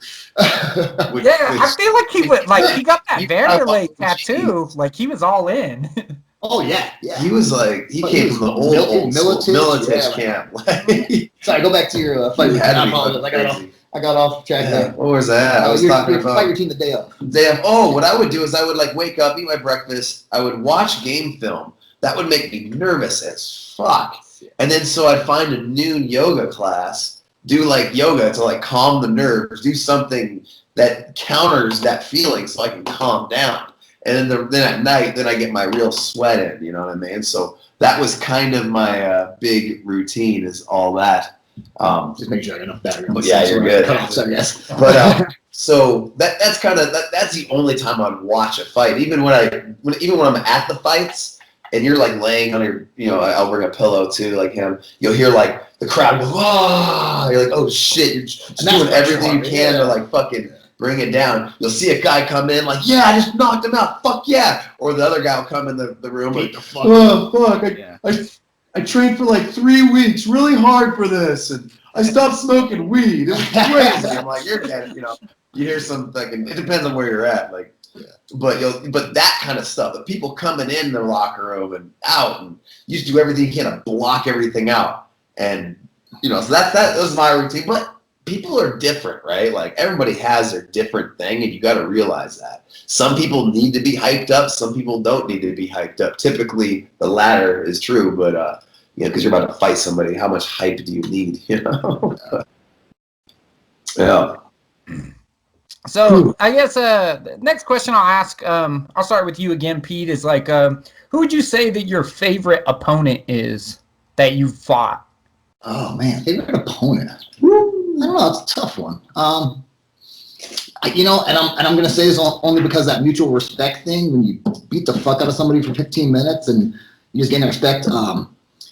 Mike Burns, me and him fought for the Pure MMA title in Pennsylvania. Probably this is, man, when did you win your belt? Because we both won our pro belts at the same time. Oh shit, that wasn't 5 years, 6 years ago? I think it's about 6 years ago. And once again, you know, I'm freaking coming out of Wanderlei's. I'm the underdog. This guy just went 4-0 in Strikeforce. Strikeforce folded. He was training American Top Team, so I'm the underdog. With a title fight for 155. What's the other dude that's on American Top Team? Really famous UFC fighter. He's fighting for the 45 belt. They were training partners. I'll think of his name later. So they were supposed to win the 45-55 belt, and they brought me in from Wanderlei's. Last minute, of course. That's how I usually get those title fights. Yeah, against the good guys. So this guy's on a 4-0 Strikeforce freaking run, and they bring me in, and I end up beating the piss out of this guy for 15 minutes. Luckily, saved my life because the last minute, the commission in Pennsylvania, it was supposed to be a 5-round fight. They ended up changing it to 3 rounds because the promoter didn't pay him enough to have 2 title fights, so they wanted to have. Oh, weird. Yeah. So really cool main event and the main event. So I mean, am I beating the shit? I mean, we beat the shit out of each other. I got the better of it, exchanges, but man, the last 30 seconds of that fight, I'm dominating. I'm like, my corner's like 30 seconds left. I'm like, cool, I'm just gonna hold him against the cage. I don't know what the fuck happened. I got hit with something. Still to this day, I don't know what hit me. Elbow, knee, something. I wake up to the 10-second clapper. Luckily, I'm in side control, dropping elbows, but I had no idea how I got from having this guy against the cage to side control dropping elbows. And then, come to find out, he hit me with a fucking elbow. I found this out 2 years later because I finally got the tape from it. Luckily, I dropped like a sack of potatoes. Well, luckily, my wrestling kicked in. I grabbed his legs and pretty much fell on top of him. But I ended up looking way worse. I had a freaking fractured orbital crossed here. I think we went out to lunch after this. That looked like a freaking. Both my eyes were swollen up. I broke my hand. And, just one of those things where after the fight, both of us were like, fucking great fight. We both were just bloody messes sitting there, drinking beers afterwards. And, so that's probably one of my favorite opponents for sure. Definitely just any time, like, you get that mutual respect where you can beat the shit out of each other and go have a beer after. To me, that's what the sport's about. Right. Yeah. Yeah, I guess mine was Leon Mainhart, probably. I fought when I originally got my title in South Africa. There was a guy named Leon Mainhart who had the lightweight title for 2 years. He was a tough kid. They call him the Iron Lion, right? Like he's a tough fuck. He's gonna take the Iron Claw. He's gonna take the Iron Claw. Iron Lion, take the Iron Claw. That was the first fight I caught him with a guillotine, which was funny because I wasn't landing my guillotines. Extreme Couture had a lot of good guillotine guys at that time, so I told my coach, we were drilling stuff, and he was like showing me the arm. We were drilling the arm over guillotine, and I was like, well, just to let you know, I'll probably drop a guillotine if I pull it because I'm not really landing them lately. And sure enough, in that fight, he throws me in a Kimura. I do a forward roll, knee him in the stomach, and pop his head down for a guillotine, and I do the high elbow arm over guillotine. And I tap him with it. I'm like, oh shit! I just did exactly what I said I wasn't gonna do, but it was like that quick victory. Well, I was scheduled to defend my title later on against a different guy, and they call me. I'm going to shower at 5 a.m. to catch my flight to South Africa, which is about 30 hours of travel. Like he's done, it's crazy. So I'm butt naked, and I get a WhatsApp call from the promoter, and I'm sitting there weighing out, talking, shower's warming up, and he goes, hey, I know you're probably about to leave. Your opponent got hurt. Will you rematch Leon Mainhart? He's been training for a fight. Basically the same day. He's in shape, and I'm like, oh, fuck. Now I got to fight the guy that I took the title from, who's pissed off, because if you've ever fought and got caught and lost, the one thing you want to fucking do is rematch that guy right away. And he got that dream. And so that second fight, we just went to war, blood everywhere, adversity, and it was just like one of those things. You talk to him after the fight, and he's like, dude, I just like to fight, bro. Like that's just what he loves to do. And that's what I love to do. And we both did it. And it was probably one of my favorite fights and one of my favorite opponents as far as that, just all together, just like, but like, it's funny. I was talking to my girlfriend yesterday, and I was saying like how a fighter craves that war. Like it's weird. Like you do want to get that quick knockout and get that feeling, but for some reason you want to see if you can go toe to toe with somebody and see if you have the balls to come out on top.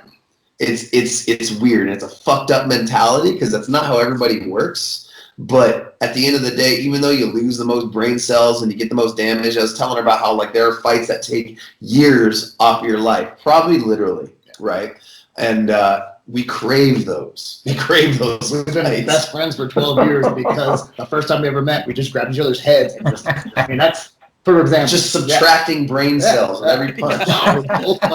We should be friends. Dave, I gotta ask you too. Cheers. And then we found out we both like Four Locos. Oh yeah. I gotta ask you too. Two-part question for you. Who's your favorite opponent is in regards to like wrestling? Who's the coolest dude you've ever wrestled? Me? Dave? Yeah. Like pro wrestling. Come on, real wrestling. Come on, real wrestling. I mean, one of the most surreal moments was, when I wrestled Stephan Bonner, Hurricane Helms, and Disco Inferno.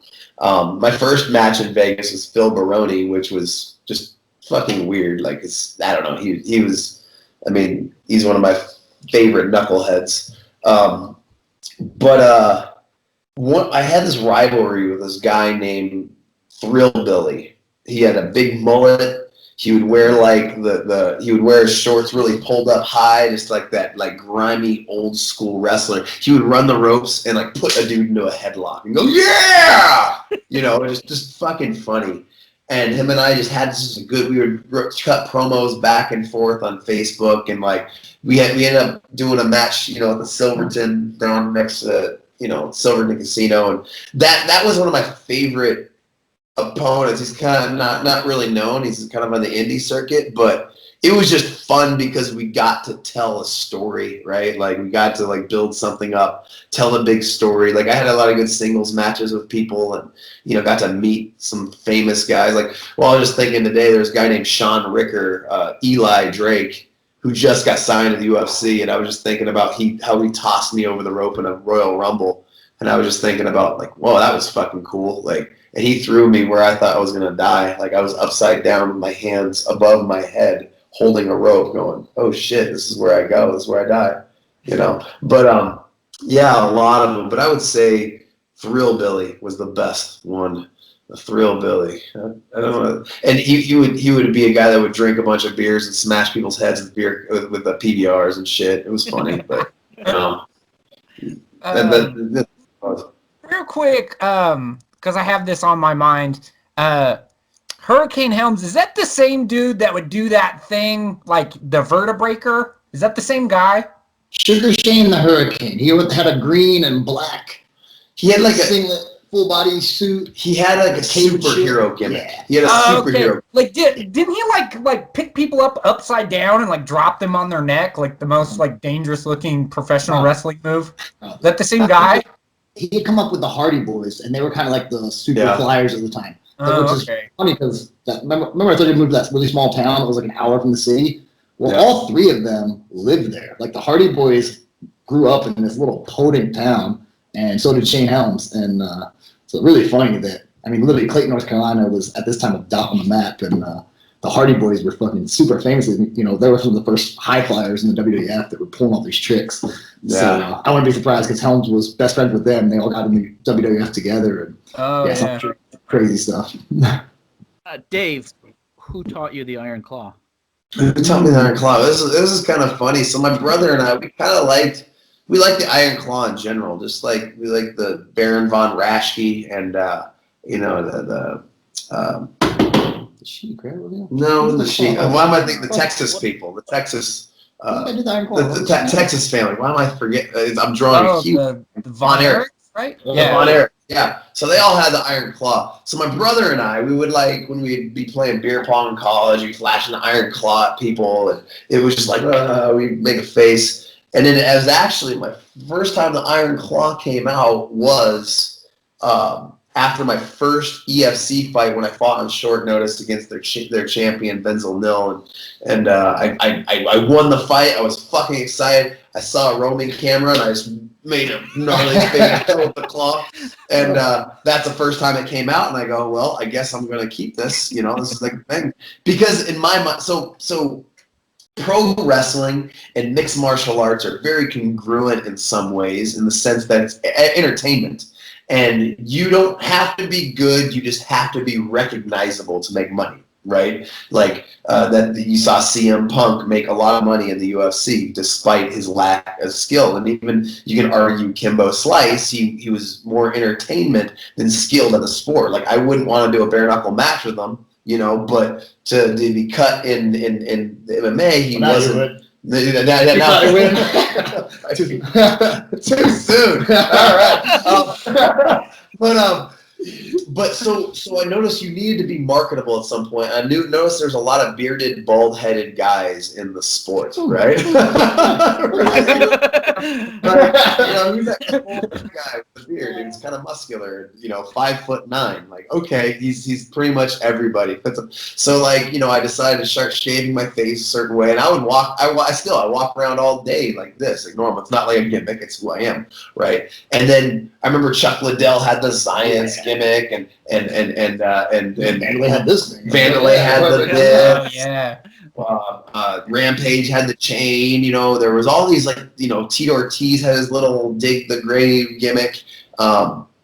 So I was like, you need to be marketable. And so this was a thing. This was a symbol that represented what it was. It was like an emblem, right? And so like even got to the point where I'd be walking to the cage in an MMA match in South Africa, and people would go like this, right? The second time I fought in Australia, I had people going like this. And I was like, that is fucking dope. I'm putting over a cheesy, hokey pro wrestling move in a sport that's real. And you know, and so and you could argue too that cheesy hokey pro wrestling move was illegal in MMA because I was so good at it. I didn't want to make the first death in MMA, and so that makes sense. That was because isn't the hand actually possessed? What's that? Isn't the hand actually possessed? Yeah, that's the problem. Is it's it's not really fair. It's kind of like 2-on-1. It'll once it latches on, it doesn't let go. Right, And which pro wrestling matches when I would miss the claw, grab a turnbuckle, and I'm stuck on the turnbuckle, right? Yeah. You know. But I mean, what is it? George the Animal Steel could have just, you know, he would just chew the buckle, right? Right. That would be ideal if I could chew my own hand off. But see, you ever like miss the target and like go right for the chest like Indiana Jones? Just pull the heart straight out. Yeah, I've done the belly claw. Like I had a pro wrestling match. I popped Ryan Couture's pro wrestling cherry. Randy Couture's son, Ryan Couture, one of my training partners. We did like a Natural Born Killers, which is like a shoot style pro wrestling show, and he was holding the arm bar, and I gave the iron claw to his belly so he can release the arm bar so I could attempt to finish it. So the iron claw can be applied in different parts of the body. And is that like a Once applied to belt part of the body, and you end up in the hospital because, like I said, is that like a brown belt and up defense for the armbar? What's that? Is that like a brown belt and up defense for the armbar? Well, you know how like they're defending by grabbing their own arm. You know, Yeah. you got to break the grip. Well, I was able to break the grip by clawing his stomach, which brings. Oh, so you gotta protect the stomach, and then it goes down. So, like, where can we make that? Like, where do we learn it? Where do we learn that? Like, what level do we have to be at to learn? What comes after red? Yeah, whatever. What comes after red? I mean, it took me a long time to develop the pro. I mean, I had a backyard wrestling federation in the early, in the early 2000s. So, I've been in the game for a while. You might not ever be ready, I don't know. The professional wrestling documentaries are by far my favorite to watch. Like, just it's an interesting culture, man. Like the whole culture is fucking insane. Keep talking. I'm gonna look this thing up real quick. Like when you watch that movie, The Wrestler, and you see with Mickey Rourke, and you see those wrestlers just kind of like in the back, they're old, and they're this is what they do. Shit's legit. I've met a lot of those guys, legitimately. And sometimes they're doing okay, and sometimes it's sort of sad because you're doing this thing you love, and this is what you love, and you're gonna do it forever. And some people know how to monetize it later. It's the same thing with fighters, right? Like not very many fighters that come out on top. Like Pete did really well. He got into the fire department, and they make a good living. And I immediately left with a corporate job at TruFusion, this fitness and yoga studio, and I'm looking at expanding and trying to do my own thing at some point. But it's pro wrestling, MMA, it's a tough business. And it's one of those things that when you retire, you have to start life over. And hopefully you made enough money, made enough connections, learned something on the side. Didn't lose enough brain cells. Because I've seen a lot of those guys. It's tough. So. Well, doesn't that happen more in like wrestling? You think when the pro wrestling is like they try to prolong their career, and then there's promotions that'll keep them coming back, just namesake for the smaller organizations, like Jake the Snake. I mean, he had it horrible, but there's an organization that'll go, yeah, just come, we'll give you your money, and then it's just enough to get by, or just enough to get high, or whatever the means may be at that point. Yeah, pro wrestling, there is work for the older guys, right? Just to do an appearance, because you can put Jake in the match, and he's not hitting his DDT anymore, but he'll hit his short arm clothesline still, right? Like it's just like the thing. And he can still cut a promo. People still pop when they see him. Like, yeah, you can prolong it. In MMA, arguably, you know, some of the legends, they'll get paid for appearances and stuff. But man, like, I think all of it, like once you disappear, you're not relevant anymore. Like you ask a kid who Randy Couture is, they don't know who he is. But especially if Hoist Gracie walked in a room, not very people know who Hoist is. You know, like Dan Severn, like who's been he was on a pro wrestling card with me too. That was surreal as fuck. Like I watched you on a VHS tape, and now you're in Vegas in a parking lot. You were in a parking lot warming up behind the still studio. Fighting. Yeah, he's still pro wrestling, right? No, he was fighting like 2 years ago. Oh yeah, he had yeah. like 50 fights after he left. Go look up Dan Severn. He had like 50 or 60 fights after he left the UFC. That's cool. I mean, Crazy. but it's funny because you say, oh, it's a necessity, like, but at the end of the day, it's like we miss that rush too, man. Like I you know, every week I go through the fuck. Should I like pick up another fight just for fun? Like I want to so bad, and I'm lucky nobody's paying me hundreds of thousands of dollars to fight. Otherwise, I would. Yeah. You know, if I could get paid well to do it, I would take that risk just because I miss it so much. But you know, I'm glad I don't have that risk versus reward because at the end of the day, your brain dies from it, and you know, I've got to live. I got a lot of life to live, and I got to figure it out. You know, and it's hard to come out clean when you've had 20-something pro fights. You know, you're in at that point. You know. Is that one of the reasons, Pete, that you kind of went towards the fire department? Obviously, it's a great career, but that's a hell of a rush too. Yeah. And like I said, you know, and I kind of, you know, I'd worked like Dave said, I'd worked construction too. I'd tried different jobs, and I knew it was going to be hard leaving fighting. I knew I couldn't do a desk job. I knew I couldn't, you know, do stuff like that. And so lucky enough, like, I was like, man, hopefully, you know, firefighting will give me that freaking, like I need, like Dave said, I don't know, you know, you, after that first fight, you always chase that adrenaline rush. There's nothing like it.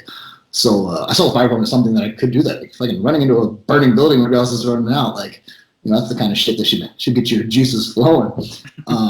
So that was kind of always in the back of my head. I started, like I said, when I turned 30, I think 30 is kind of that thing, especially as a fighter, where you're kind of like, man, like I might have 4 years left in me. Like if I'm lucky, I might have 4 years. And you know, I'm married. I moved out here with my wife. You know, we've been together 15 years, and you know, I wanted to. Like Dave said, I've seen these guys that are getting punch drunk that after they have 20 fights in the UFC, they can't even speak. I'm like, how do you live after that? You know, you were barely getting by. So I think I always kind of knew that I had to have an exit plan. So I started, you know, doing the testing and stuff. And like I said, I didn't think it would happen as soon as it did. I'd hoped I could get an extra, you know, 2 or 3 years of fighting in, but I definitely don't regret it.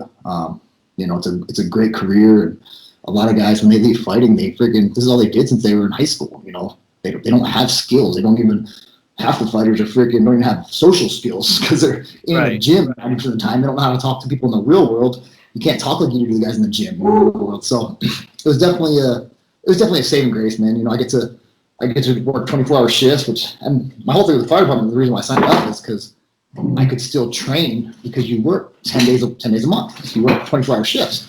That gives me 20 days a month that I can train. And, you know, part of our contract is that we have to work out, 60 minutes a day on shifts. So like, shit, here's a job that you have to stay in shape for. You have to, you know, it's pretty much just went in line with fighting. And so I got super lucky, man. I don't regret it at all. I definitely miss that rush. When I was in Thailand, when this whole COVID thing hit, you know, it was going to be my bucket list thing was always to do a Thai fight in Thailand. And so I was there for a month, and you know, I was training at Hong Kong Muay Thai, and I was 2 days out from my fight, and freaking the level 4 travel advisory came back, and I had to fly home. I was like, you know, so that was always a bucket list thing, and that one, you know, it wasn't MMA, so it wasn't something. It was gonna be for fun, and kind of sucked not getting that. But you know, like Dave said, we're always like in the back of our head, like, you know, and I watched bare knuckle, like that'd be cool to do one bare knuckle. Like, I don't really care about my bare knuckle record. And my wife's like, "What? You're 35 years old. Stop." I'm like, "No, it'll be fun." But it's a different breed. You know, that's the kind of shit we find that's fun. You know, you need that rush. I can't go I love doing jiu-jitsu and stuff like that, but I'm not going to get that hype at a jiu-jitsu tournament. I'm just not. So Yeah, it's definitely if I can give one piece of advice to the younger guys in the sport, definitely have an exit strategy, have a game plan afterwards. We both got super lucky. This guy wears tights around hot chicks for a living, and I get to hang out with a bunch of dudes. So I don't know which one's doing it right, but I got good at teaching group fitness. I teach everything from Pilates to bar to TRX, all that shit. But me and Dave, we both always had we both were always working towards this, and we were both personal trainers. We both trained. I mean, some of the most famous people in the world. Dave trained Nick Carter from Backstreet Boys. I used to train Britney Spears. Little known fact: I trained Britney Spears when she was doing her whole residency here. I wasn't allowed to say that, kind of non-disclosure agreement and all. But we. Ken Shamrock, I worked with Ken a little bit. We got to train John. Actually, I got to work with Ken a little bit too. He's down here in Reno now. Oh, is he really? Yeah. Old school guy. We had we would do seminars. We had to fly to Virginia Beach and train a bunch of SEAL Team 6 guys that were all doing private contracting now, and so we always had side gigs going. That's why we always got along. We would we'd call each other if we were out of town, like, hey, I need you to take care of this client, yada yada. Hey, let's go to the seminar. We'll make a couple grand. We'll make what we usually do in 3 fights in a week, and get to hang out with a bunch of SEAL Team dudes. And so we always had that little side hustle going, because for 90% of fighters, dude, it doesn't pay the bills.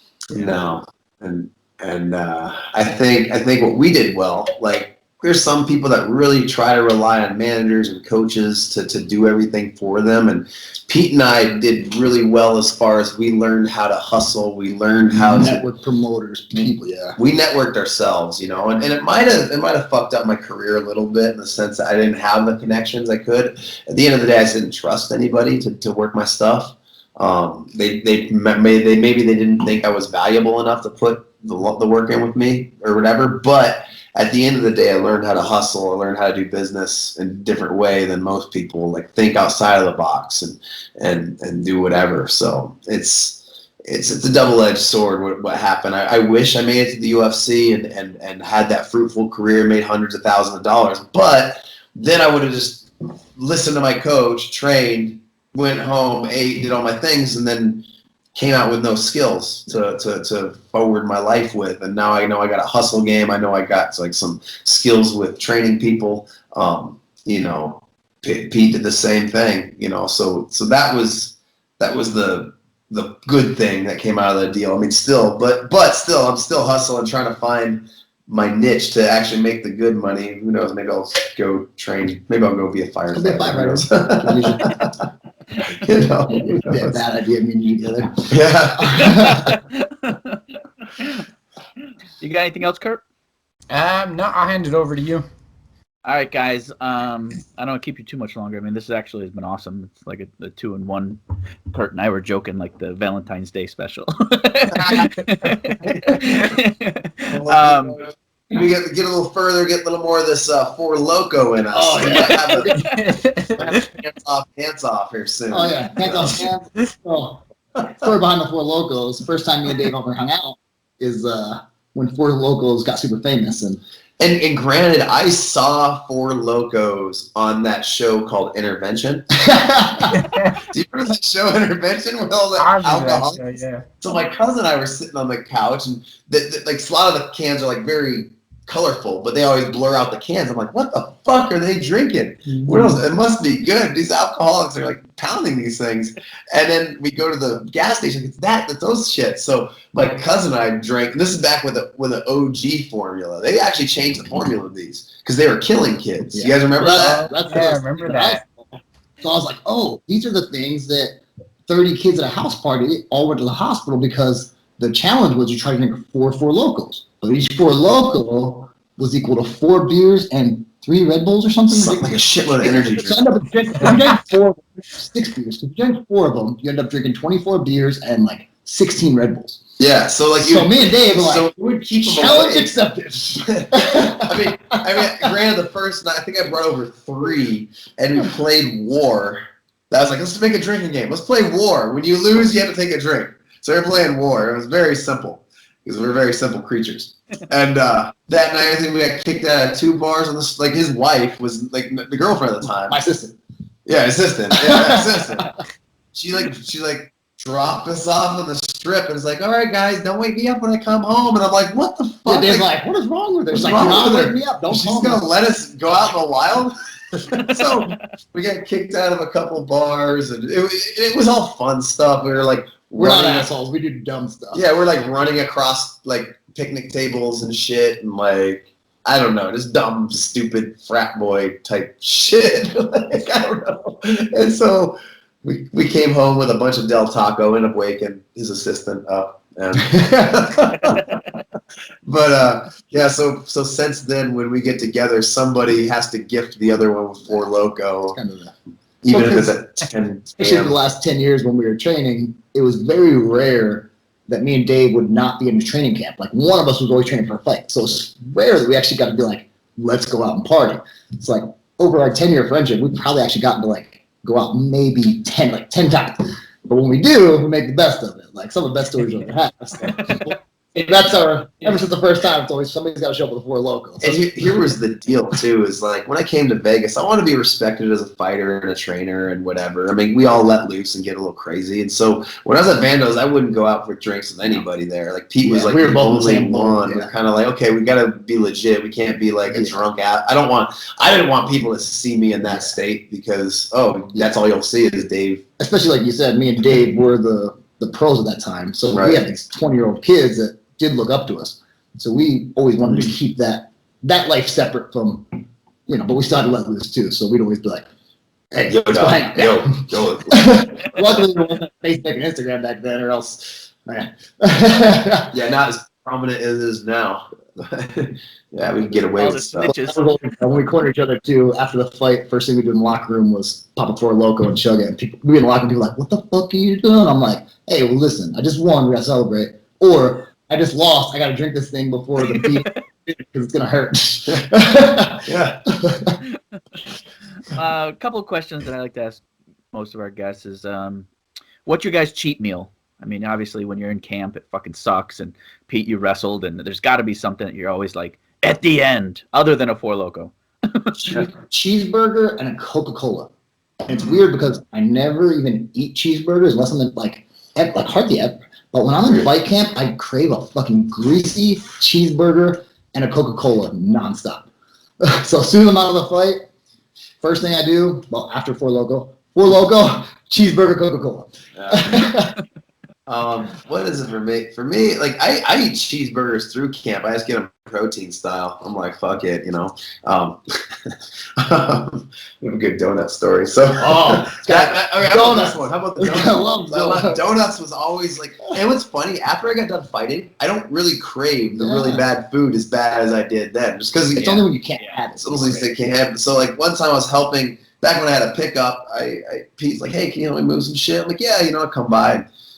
So I was like, hey, I gotta go. I gotta teach some clients or whatever. And so I stopped at this gas station, and I had to fill up on gas. And I go in. I was like, see, I saw the Krispy Kremes. I'm like, fuck, I need Krispy Kremes. So I was like, I can't get one. I gotta always get two. So I got two Krispy This is when Kremes. you're like going through a breakup though, so you're all like emo too. Yeah, I think I was emo, Yeah, I like think eating you were my shit. crying. I was crying and shit. I was being the pain train for real. And so I got that, and I got chocolate milk, and it was hot. and Pete's assistant is laughing. She was there too. So it is back when I had did I have my Zuzu Amigo then? You had the Amigo. I think I had the Because you Amigo. had the Amigo eating I donuts, had the Amigo. crying. So the Isuzu Amigo had zero air conditioning. I took the top down, and I was just looking for a shady spot. So I pulled right next to this building where there's some shade, because I didn't have air. It's like 100 degrees. But I was like, and I know exactly what my face is looking like because I was making love to this fucking donut, right?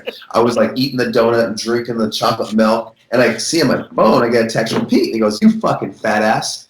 And I'm like, what? He's like looking for it. And I'm looking, and I looked straight up, right in front of my windshield, right next to the window.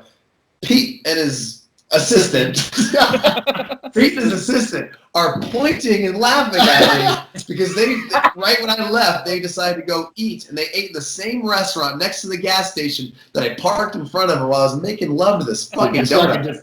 His thing. Yeah. I was like, you fat. If he could look a little bit lower, he'd saw I had a half chub. You know what I mean? Like that donut was fucking amazing. But yeah, I would say donuts. Any because it's a perfect combination of fat, sugar, and carbs. Just the perfect fucking storm. But unfortunately, the Krispy Kremes, they just melt like when you eat them. So it's like, well, you can't have just one. It just He ate them fast enough. He was like, I think he took two at one time. At one point, I was like, whoa. yeah, I was like this. That was the long John, bro.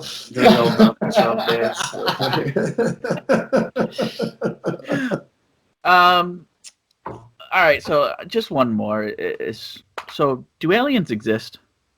Fuck yeah. Well, I think Dave might be an alien, so that's why they wanted to build the wall. exactly. There is no Space Force now. Which is a great show. I've been watching that show lately. Oh, that show is funny. Yeah. It's kind of funny. Steve Carell's hilarious. Whether now how we've been visited by them, that's up for debate. There's definitely life on other planets that statistically it has to fucking happen. I don't think.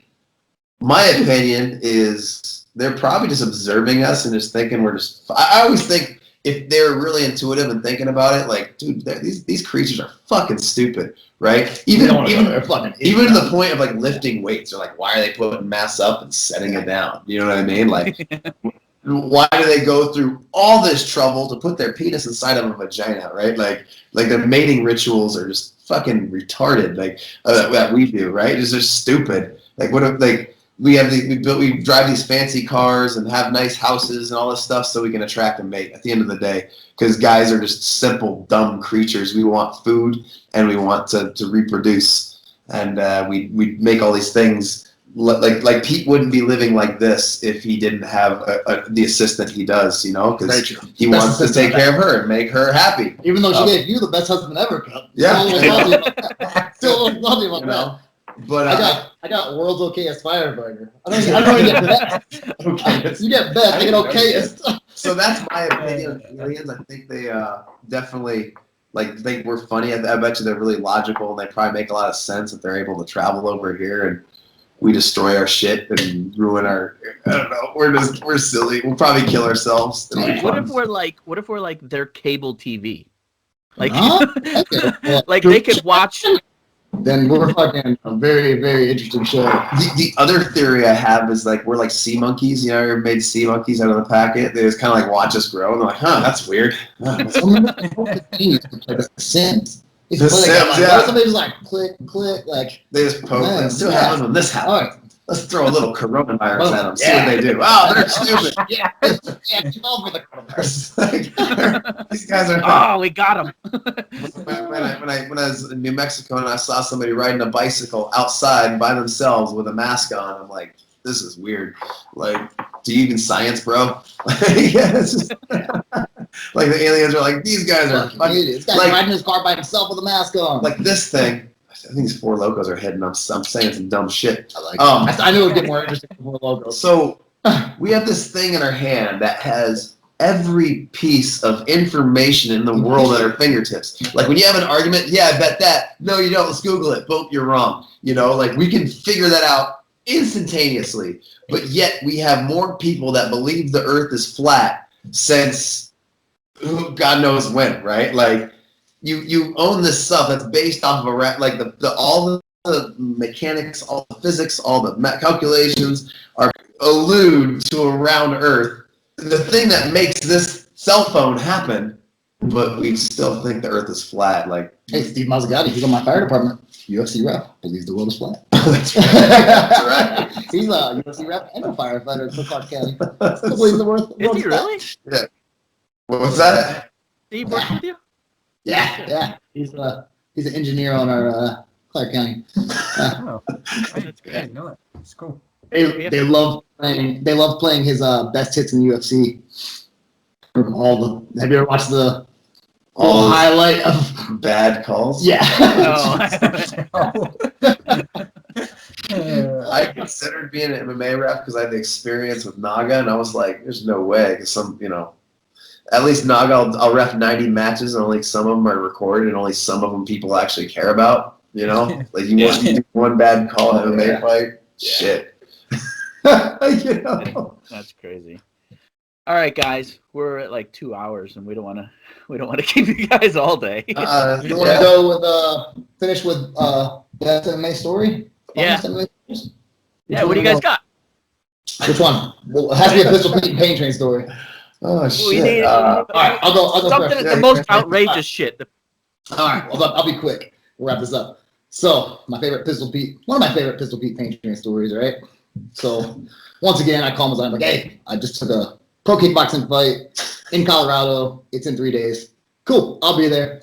Me and Dave fly to Colorado.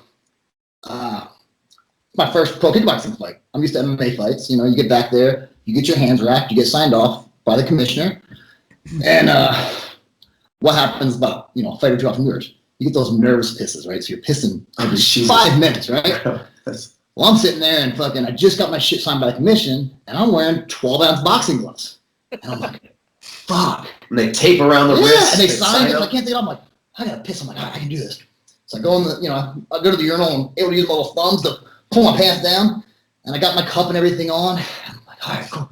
And then I'm standing there, and I can't get my junk back in my cup. And I'm standing there and he's in the bathroom. And I'm like, Dave! No, you couldn't even pull your pants down.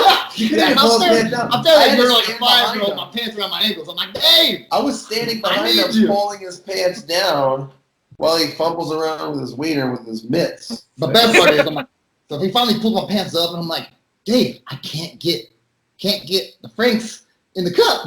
The junk was. So Dave's like, all right, man, I got you. So Dave's standing behind me, and he's like pulling the cup down. I had to stand in front of you. No, I had to stand in front of you, grab your cup with my fingertips, yeah, pull it out. He gave a little wiggle with his hips. He's like, is that centered? He's like, cool. Yeah. Right then, my opponent's corner walks in. He's like, that's the best corner man I've ever seen. Goddamn, oh, man. You better believe. I was like, man, that's commitment right there. I'll go the extra mile for my fighters. Did you win? Oh, of course, yeah. Yeah. There you go. That was why. Another funny thing about being a small town is that was in Grand Junction, Colorado. My sister, she fought this dude. My sister fought that dude's wife. Last year. She was on the, for her little spin out. Yeah, when my sister got cut from the UFC, she needed another fight, so she fought this dude's wife later on. I was like, this is so weird. I'm like, fighting the family. I just feel like I need to fight somebody in their family now. I heard that brother's doing or something. Oh, they had a little daughter too. Yeah, my sister was walking out. She was behind the cage. She's behind the fence. She's ready to go. And this cute girl, it is a small town promotion, so they had kids working the curtain and transporting people. It was cool. But this girl was like, Gina Mazany, oh my God, you're in the UFC. And my sister's like, yeah, it's so cool. And she goes, you're going to fight my mom. And my sister's like, this is like when it's violence mode. Like they're about to call my sister.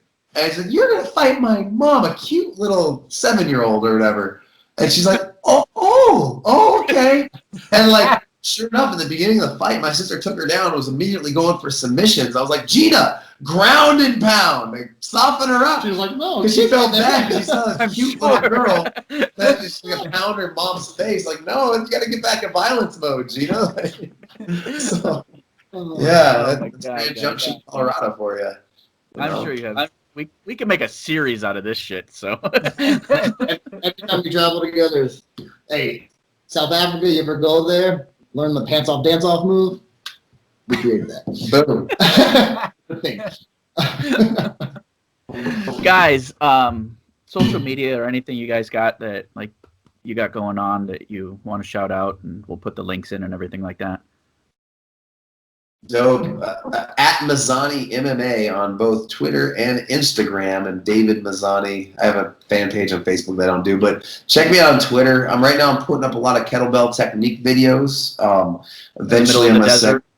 What's in the middle of the desert? I've been throwing them everywhere. Yeah, it's been kind of fun. I have a concept where I try to want to do technique outside of the house, like because you can train anywhere if you choose to, right? So, kettlebell is one of the things that helped me out a lot. So check out my Instagram and check out kettlebell stuff and learn how to do it right, And that's pretty much all I got. Check me out on Instagram, Pete Martin MMA, and then check out my buddy Kyle Griffin's clothing line. So show them right here. Check it out, the Karma Project on Instagram. He's doing a lot of good things here in Vegas. He's actually one of the top wrestling coaches in the country. He coaches a lot of UFC guys too. But his whole the Karma Project is about giving back to the community. Every shirt that he sells, he gives a sleeping bag to a homeless person here in town. So go check that out as well. So a lot of good things going on. Awesome. All right, guys. Anything else, Kurt? Nah, I'm good. Thank you. Pete, Dave, man, it was awesome talking to you guys. We'll bring the drinks. Hey. Yeah. Fighting in Four Locos. Have a good one, guys. I'm done. I got off work this morning, so it's my day off. All right, guys. We'll talk to you later. Catch up soon. All right. Thanks, guys. See you guys. Thank you once again for listening to the #1 combat sports podcast, the Fight Chase Muay Thai and MMA podcast. You can follow us on Fight Chase on all the social media, YouTube, Instagram, Facebook, all that good stuff.